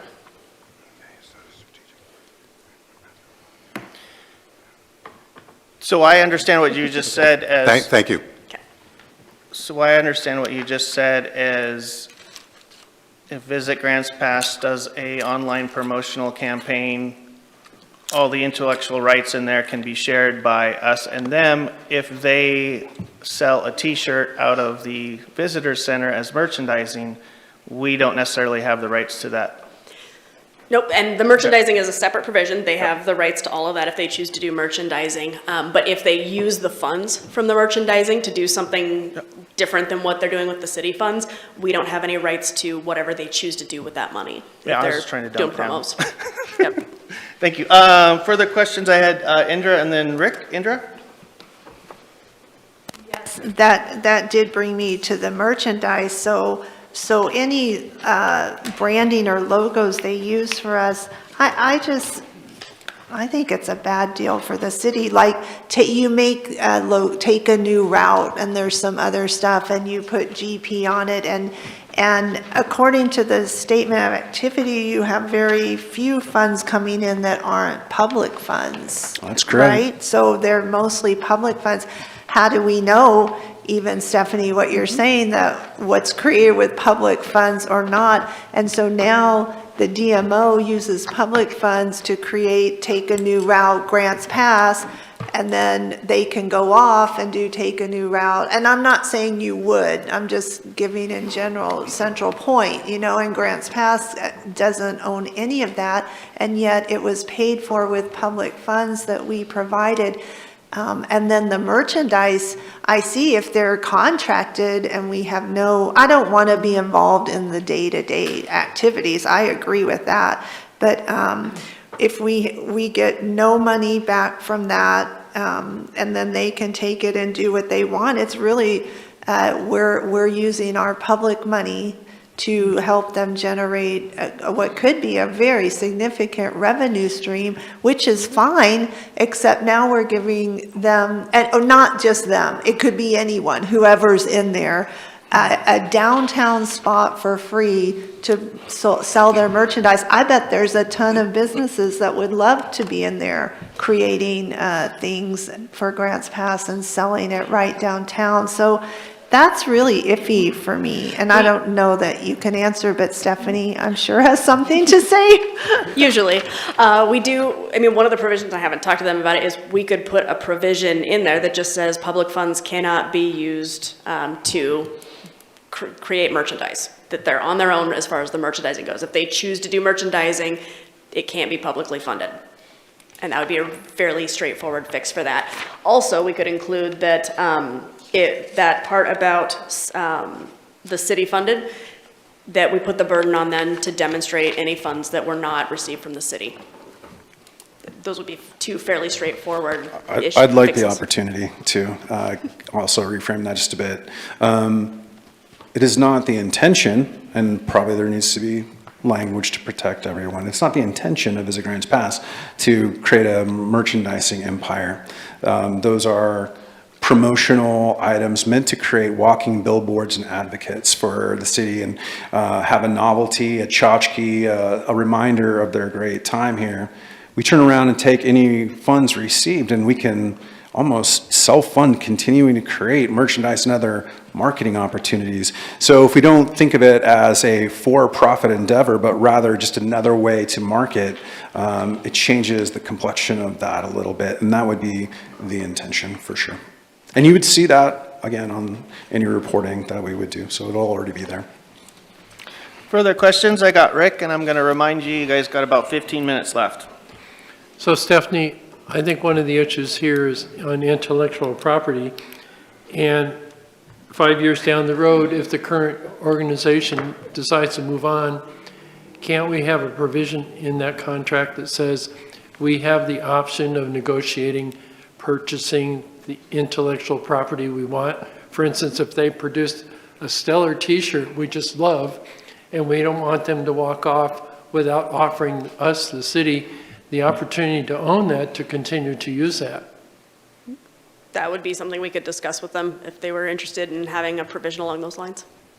I'm sorry, couldn't, Yeah, we could discuss that as an option if they're interested in including such a clause. but I wonder, the concern has been raised on intellectual property, if that would be one way to address it. You know, it could be just a dollar exchange, it could be $10,000 depending on what the value is, and we may say, no, we don't want to buy it because the price We could put tag is too high. a first right of refusal clause in there.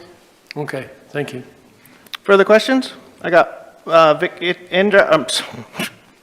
sorry, brain. Victoria, and then Rob. So really what I'm most interested in is what I talked about before, the 30,000-foot view. And we made this contract, it was about 5 years ago. So I think there are counselors up here who were involved with that. And the idea was to bring tourism in, and we have a contract to do that. And it seems to me like it's been done. So I like that. I think that's really good. And I think that's the purpose and the important thing to remember for people here. And some of the details can be important, and you can always improve a contract. And so, so we don't continue to, and I'll go back to my idea of straining a gnat and to swallow a camel. I don't think it's a good idea to take people we have contracted to and to just look at the micro, if they're delivering the macro. So maybe in the contract we could have some kind of reporting, because I've seen it, I kind of alluded to it before. There are cities in our state that aren't getting tourism, Grants Pass is. And I think anecdotally anyway, we could say it's because of the money we have invested into Visit Grants Pass and Main Street and Chamber and others. So would there be, and maybe this is a question for Stephanie, maybe it's for JC, would it be easy to add that into a quarterly or yearly report? So it would just be very easy for council to see. We put this amount of dollars into this, we invested it, and this was our return. It's not going to, obviously, it's not going to be one for one down to the dollar probably, because there are a lot of variables that we probably couldn't track.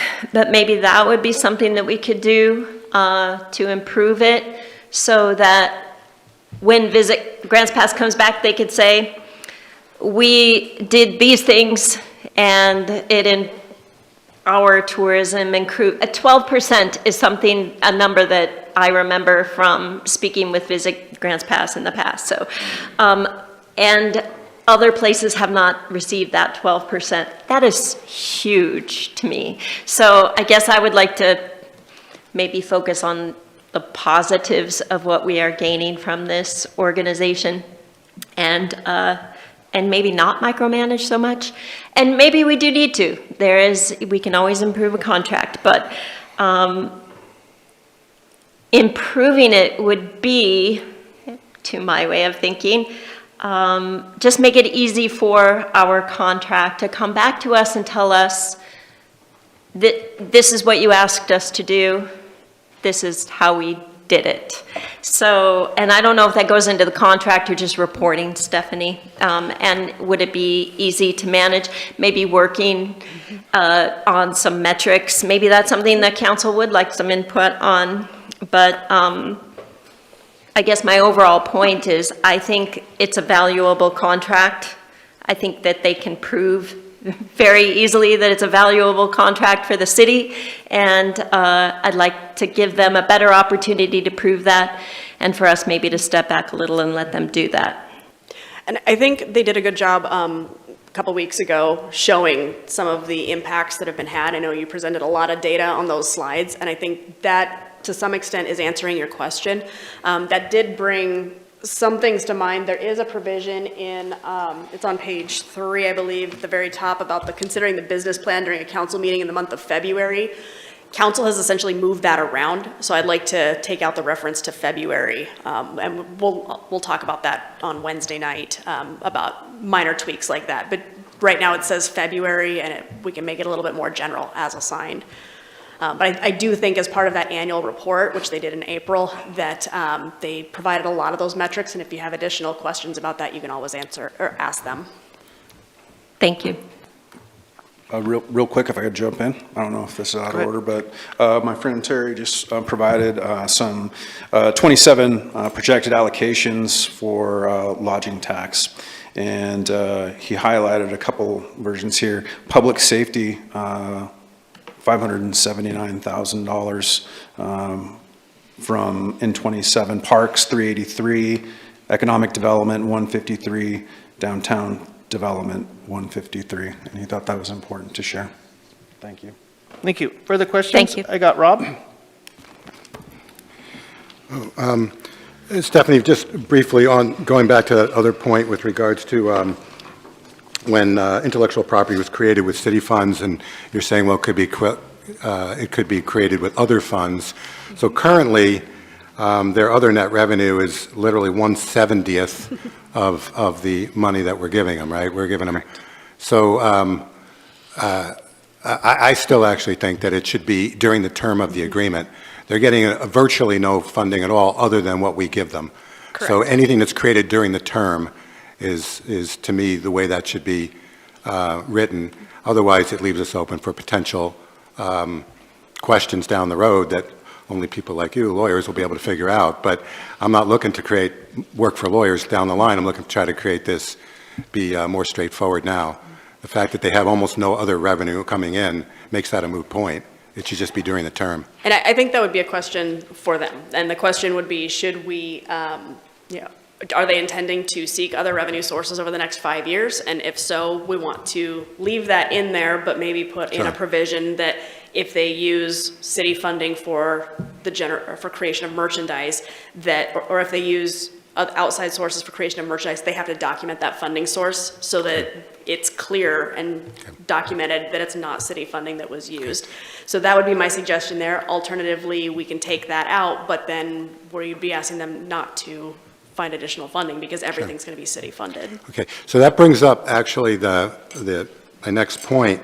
When you're talking about asking them to document certain things, so in page 7 of the contract, or 525 of our packet, number 8, and I guess maybe I'm looking to JC to add some clarity here. The first sentence says that annual review and audit. And by the way, I'm a little bit disturbed that the city has gotten the audits but not given it to council. You guys should have emailed us those audits because that did come up in questioning last week, and we should have those right now. I don't know why the staff didn't give us that. But annual review and audit. The financial books of the contractor will be audited or reviewed annually by an independent certified public accountant. So that sentence has a bunch of questions for me, JC, and maybe you can help add a little clarity. How would you legally define what the word reviewed means, that the book shall be reviewed by someone? What does that mean? So in an auditing sense, it is more or less a third-party auditor goes through and makes sure that there are no material findings on their reporting. So are you making a distinction between the word audit and review? Because it says audited or reviewed, and I'm asking you legally, what does review mean? There is a report normally, and Okay. I believe Aaron just sent out their financial statements. There's a report that they give with their independent accountant's review report, which is a letter in the beginning part of their audit and their financial statements. So the audit's different than a review? I view them one and the same. Okay. So why do we even use the word review? Why don't we just say audit? English language is complicated, and we get to use multiple words for the same thing. Well, Stephanie, why don't we just use the word audit?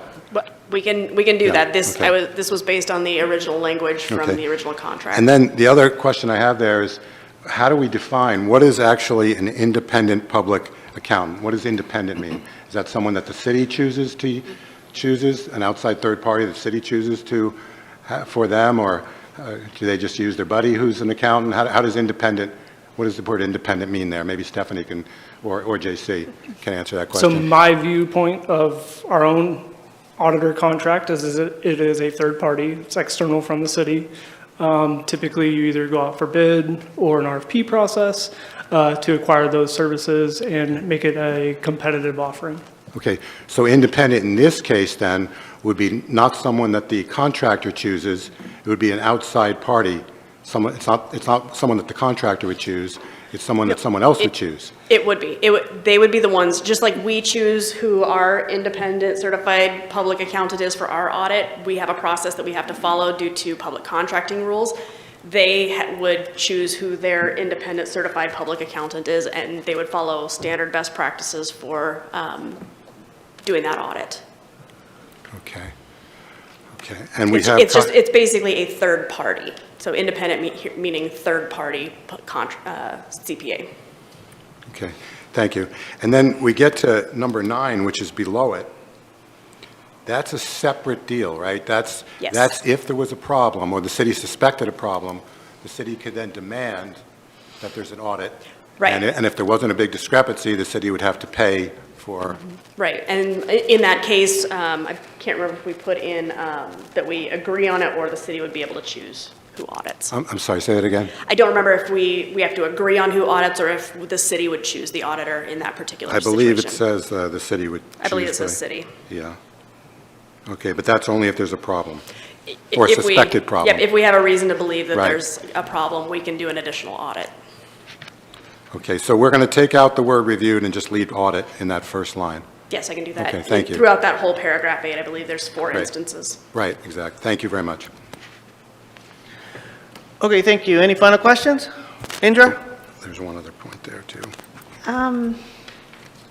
Let me get my thoughts. Are we in discussion? Can I discuss Maybe. something?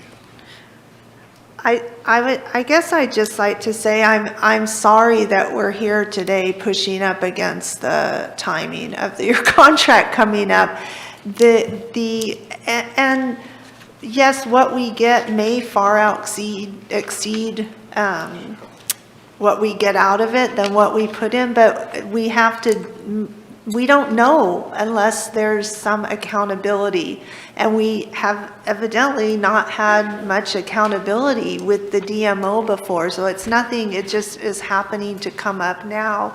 And I would respectfully disagree. It's not micromanaging to ask for financials, because financial records and business plans show the health of your organization. We're looking at a lot of money, $600,000 to $800,000 plus a year as we grow and get more tourists, $1 million, $2 million, hopefully going forward. So it's a lot of money, and we have a responsibility of oversight, right, of public funds. So it's nothing specific against you, and we can believe that your organization, you are going to do the best you can, but what happens if you're gone? We have to look at the process and the long term of whoever is in there, right, to do that. So I'm concerned. I would like to see a lot more accountability. I'm concerned right now about, just to be honest, awarding a 5-year contract for, $4 million or whatever. So that's my concern. I just want you to know, I would be willing to do a year and then get that accountability and see, but it's not completely your fault, but you said you guys meet with the city often. And so in your meetings, I don't get how we miss getting all this information and the reports, and then when you're supposed to in the contract, 2 weeks before the first meeting in January is when the presentation should be. And that's when we should have been having this discussion. And then we're not sitting here at the last minute and it's an emergency and everyone's stressed, right? So we don't want that. We could have hammered these things out in January or February and be done with it and move on. So I apologize for that. But we obviously have a lot of questions. I'm glad, thank you for being willing to work with the city on them, and I hope you're here for a long time. I would love We need nothing to get more some things than ironed to out. be working extra closely with each one of you. I think we're greater together when we're working together, and I would like to feel that we're all setting vision casting for our community and driving toward a common goal. And I understand that there are, skeptics that run around in the community and they work overtime, it seems, to try to sow discord. Where there's so many people working together to build cool things. And it would just be awesome to have a wonderful relationship with not only the city, which we already do, everyone's been wonderful, but with each one of you as well, so that we can eliminate a lot of the questions that you have. And I will give you a report every day if you like. Not every day, but I also want to acknowledge and thank all the people who've worked so hard on this, Ashley and Doug and Griffin and Dan and Terry. So I know you put a lot of time of your own time volunteering to help the city, and it's very much appreciated. Thank you. Further questions? I got Rob and then Victoria. So I'm gonna be real quick. First, I guess, following up on what Indra was saying, to me, I think this was productive, and it's very clear that this discussion or this process was not appropriate for the consent calendar a month ago. There was things to discuss. So I'm glad that we did get to discuss it, and I'm glad we had a reconsideration. Also, Dan, I want to say that I'm happy to hear that the last quarter, Dean Runyon, was consistent with the other quarters. Yeah. It looked a little incomplete last time, but that's a good thing. And also, I just wanted to say that, while the guys are sitting, or the guys and women, I guess, are sitting in that part over there, you guys essentially, and I'm not trying to put you in a box, you kind of have one job, is to do this for the city. And I just want to, make it clear to you guys, we have two jobs. Understood. We want to support that, while we also have to be accountable for taxpayer dollars to the taxpayers. So we have two jobs, and you guys have one job, and great, you're focusing on it, and we have to focus on two, and that's what we're doing today. I understand 100%, and I appreciate the opportunity to talk it through. I think it's your responsibility to make sure that all those people that are watching on that camera right now get all of the answers that that they deserve. It's their community, and I would love nothing more for them to be able to hear all of your questions and have the opportunity to answer them. Further questions? I got Victoria. You got 2 minutes on a hard stop. Okay. So just crystallizing, getting down to the reason for the contract, it is to increase tourism. I believe that you have increased tourism.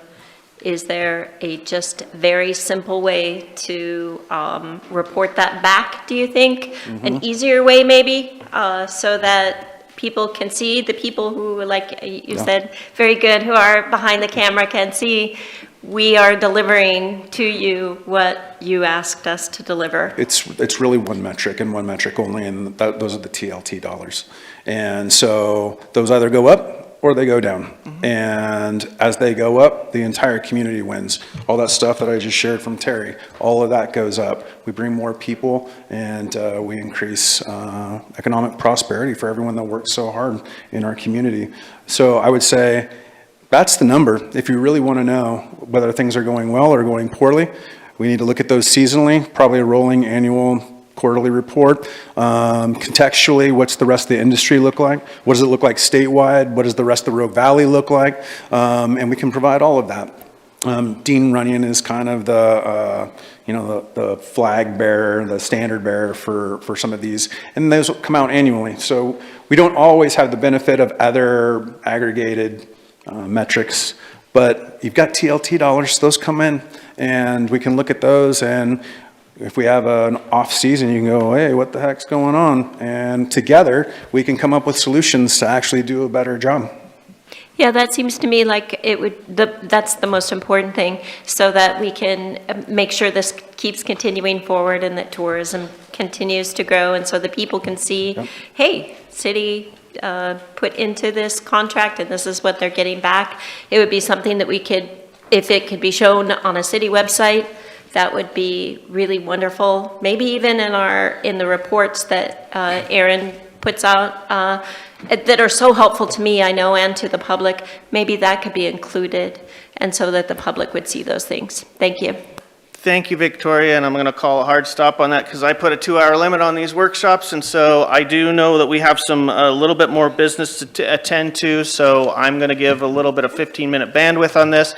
Thank you very much for your participation. Stephanie, do you have a handle on changes that would have been requested? I have those, the couple that we talked about. We can do any last-minute fine-tuning on Wednesday night when we're actually discussing about approval of the contract. Thank you very much. With that, we're going to end this, try to keep with about another 15 minutes maximum. Is there anything that any counselor has questions in regards to Wednesday night's meeting, Wednesday night's agenda? Joel? On page 3, Roman numeral 2, II at the top, talks about, I'm sorry, it's 3, the second one down. City Council shall approve the business plan unless it determines in writing with justification. The council will enter to a 30-year, and that's supposed to be in February of each year. Yeah, hold on, Joel. Yeah. We're beyond past that, and that was addressed by Stephanie, that she's going to reiterate that timeline.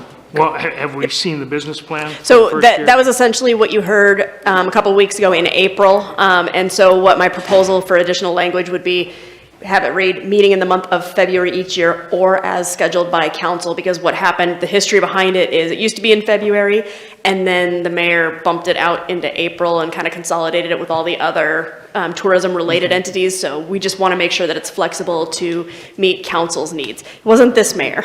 Okay, so we probably need to change it. Oh, good. So you're saying we've already seen the business plan for the first year? Correct. Okay, thank you. Cool. Okay, at this moment in time, we are discussing agenda review, which is regards to our Wednesday night meeting. Rob? So during the agenda process, the city manager, the mayor, and Councilor Riker and myself, we had talked about the possibility of a lot of these, the fees for these different organizations to use Riverside Park. And I think that in that room, we all had agreed that if we were going to waive fees, which seems to be almost like a common practice now, that we would agree that we would not be waiving the refundable damage deposit, that would be something that would be etched in stone. So, and we had talked about bringing it up prior to Wednesday's meeting. So do we want to have any discussion on that? But the concept is that while very often council sees legitimate value in waiving a lot of the fees to use the park, it didn't seem responsible or really smart to waive the damage deposit, because to me, if damage deposit is in place, I think that the organizer of the event is just going to be slightly more careful. And so anyway, that's what we talked about. So I'm hoping that we can have that as a policy moving forward into Wednesday night. So Rob brought up a great point is regards to Wednesday night when we're talking about park events, that should be kind of on your forefront. Is one reason I think it's very acceptable to continue to ask for security deposit, which goes directly back to parks for cleanup and or damage repair. If the event goes off without a hitch, their security deposit gets given back. So I think it's a very viable thing. Any other questions, concerns about Wednesday night's meeting? Indra? I have a question about you putting Wednesday night meeting on here because, so if we just have you just want to know if we have a question on Wednesday night meeting. What if we have a question on what's just on the agenda? Because we used to be able to talk about that. Should I wait till Wednesday's meeting to talk about On the that? city council workshop agenda, it says agenda review. We're going to discuss the business meeting first, and then we will discuss calendar events, which means go forward agenda. So, yeah, Okay, I'm thank asking you. about the coming up night council meeting first, to see if anybody has any questions and concerns with that. We'll finish out the meeting by asking if anybody has any agenda items for the future and/or calendar. Thank you. Anybody about the Wednesday night meeting? Last call. Okay, your packets have been out for a while, and they are very, very heavy. I know it mimics the War and Peace, but please make sure that you pick them up in a timely manner so you can digest and have your questions prepared ahead of time. At this point, we will open it up for agenda review or calendar items going forward. Kathleen and then Indra. Kathleen. So I was wondering if we can, or have we thought about doing something for the 250th anniversary celebration of our nation? Somehow incorporating that into our festivities this summer, 4th of July, or I think we should acknowledge that as a city. Does anybody want to discuss that? We have our normal 4th of July celebration coming up. If you want us to try to look at something, I'm open to suggestions on if you have any ideas or concepts. And we did have a meeting with county commissioners, and that was actually brought up from county commissioners as an idea for a collaboration, but they didn't have actually any ideas. I have Indra and then Joel. Yeah, so on here, is it June, the municipal court, I'm sorry, where did I see that? Are we going to talk about the exclusion zone before that? Or is that part of the municipal court discussion? Because that's been on the agenda for a long time. We're going to start with So we started with the exclusion zone with the council memo that was provided to you, I think, about 2 weeks ago. They gave you just the general background of an exclusion zone. They don't necessarily have to coincide with a municipal court in place. You may be able to do more with an exclusion zone, but exclusion zones can be had with or without a municipal court, so. I'd like to see that on the agenda as soon as possible.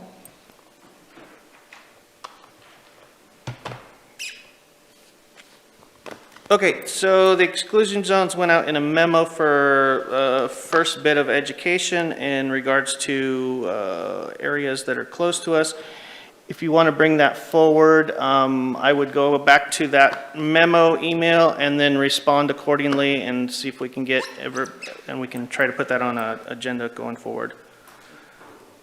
So it used to be on the back of the agenda. And so how did things get taken off that way? Was it? Yeah, it was under memo, and so we sent it out under memo. So basically, if you want to have a further discussion from the memo, I think the end of the memo asked if council wants to have this further and request a workshop, then go ahead. So this might be your time if you're wanting to request that. And there's 3 or more council members that would also like to have that on the agenda. The mayor will look at trying to schedule that in an upcoming workshop along with staff and our ability to get that in front of you. So. Okay, I think with the the site closing and maybe a bit of turmoil coming in the near future, I really think we should get that on the agenda. And I would like to see it as soon as we can. If I could get support, that'd be great. Sure, go ahead, Rob. So going back a ways, it was kind of, I guess, agreed upon that it seemed like there was 3 pieces to that. It was an exclusion zone, a potential municipal court, and then where would someone who was found guilty or whatever, be sent, and why wouldn't they be released from the county jail? If the three don't work together, I personally don't know how well any one of those were going to work separately. And they were looked at, and at one point, they were on the back of the agenda as 3 items together. So to me, that if we're going to have that discussion and have it be productive, and not just have it be more paper or more laws on the books, we want it to actually be able to solve a problem for us.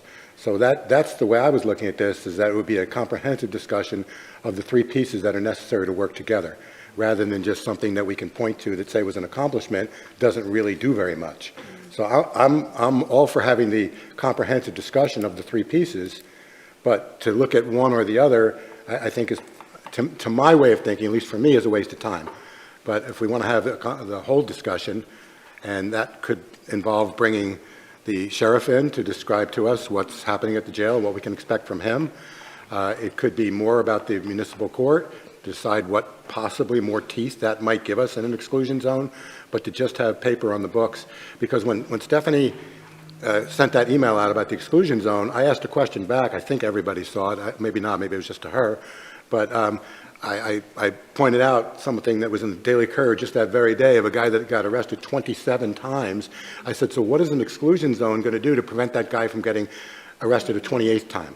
We're going to be wasting police resources and funding to have the cops go and arrest this guy again. So, for an exclusion zone violation. And then he's going to go be a bad guy outside the exclusion zone. So to me, I look at that as kind of a waste of time and money. But if we can put the 3 together, I'm all for having that discussion.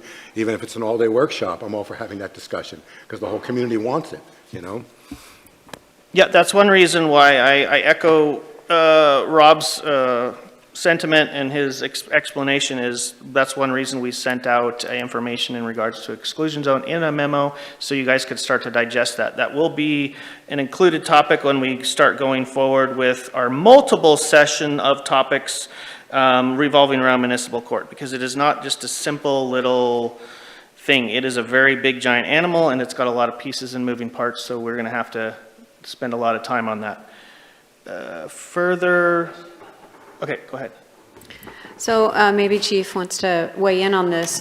Does that have a lot to do with SB 48? I mean, can we change, is anything going to be changed unless that thing's changed? We will get into Senate Bill 48 pretty in-depth with what's coming with the municipal court discussion. I've had conversations with the sheriff, I've done research, I've talked to other entities about how that's operating and what the ins and outs are.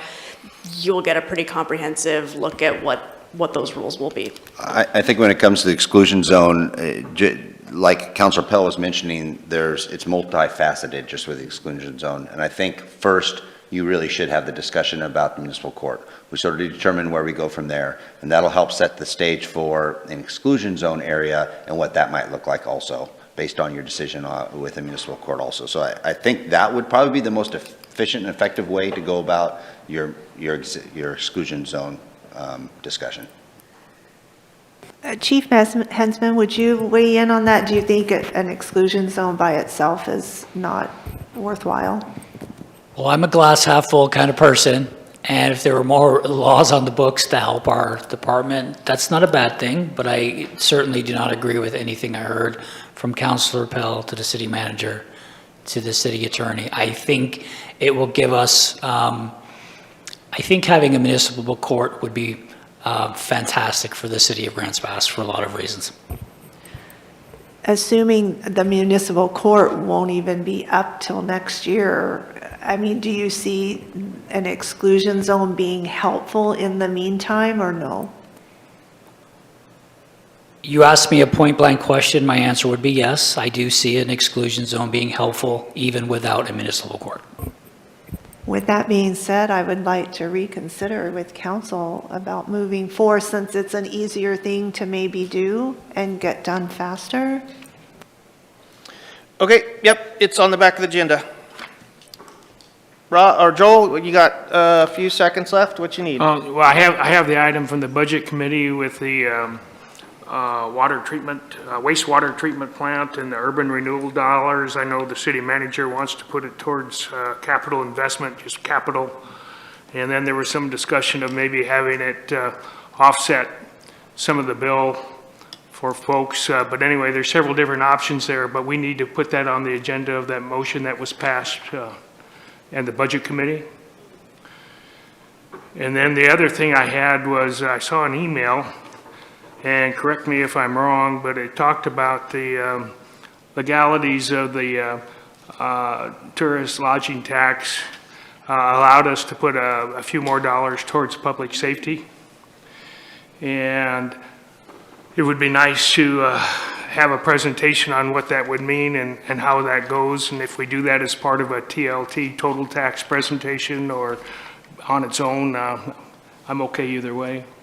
I'm going to ask Aaron to acknowledge your request and weigh in on that, because I think there's a simple, quick answer.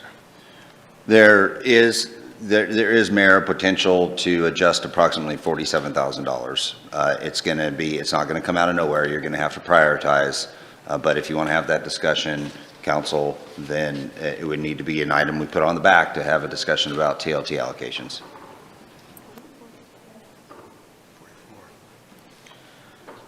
Is that what you're looking for, Joel? All right. Victoria? I'll try to make it really quick.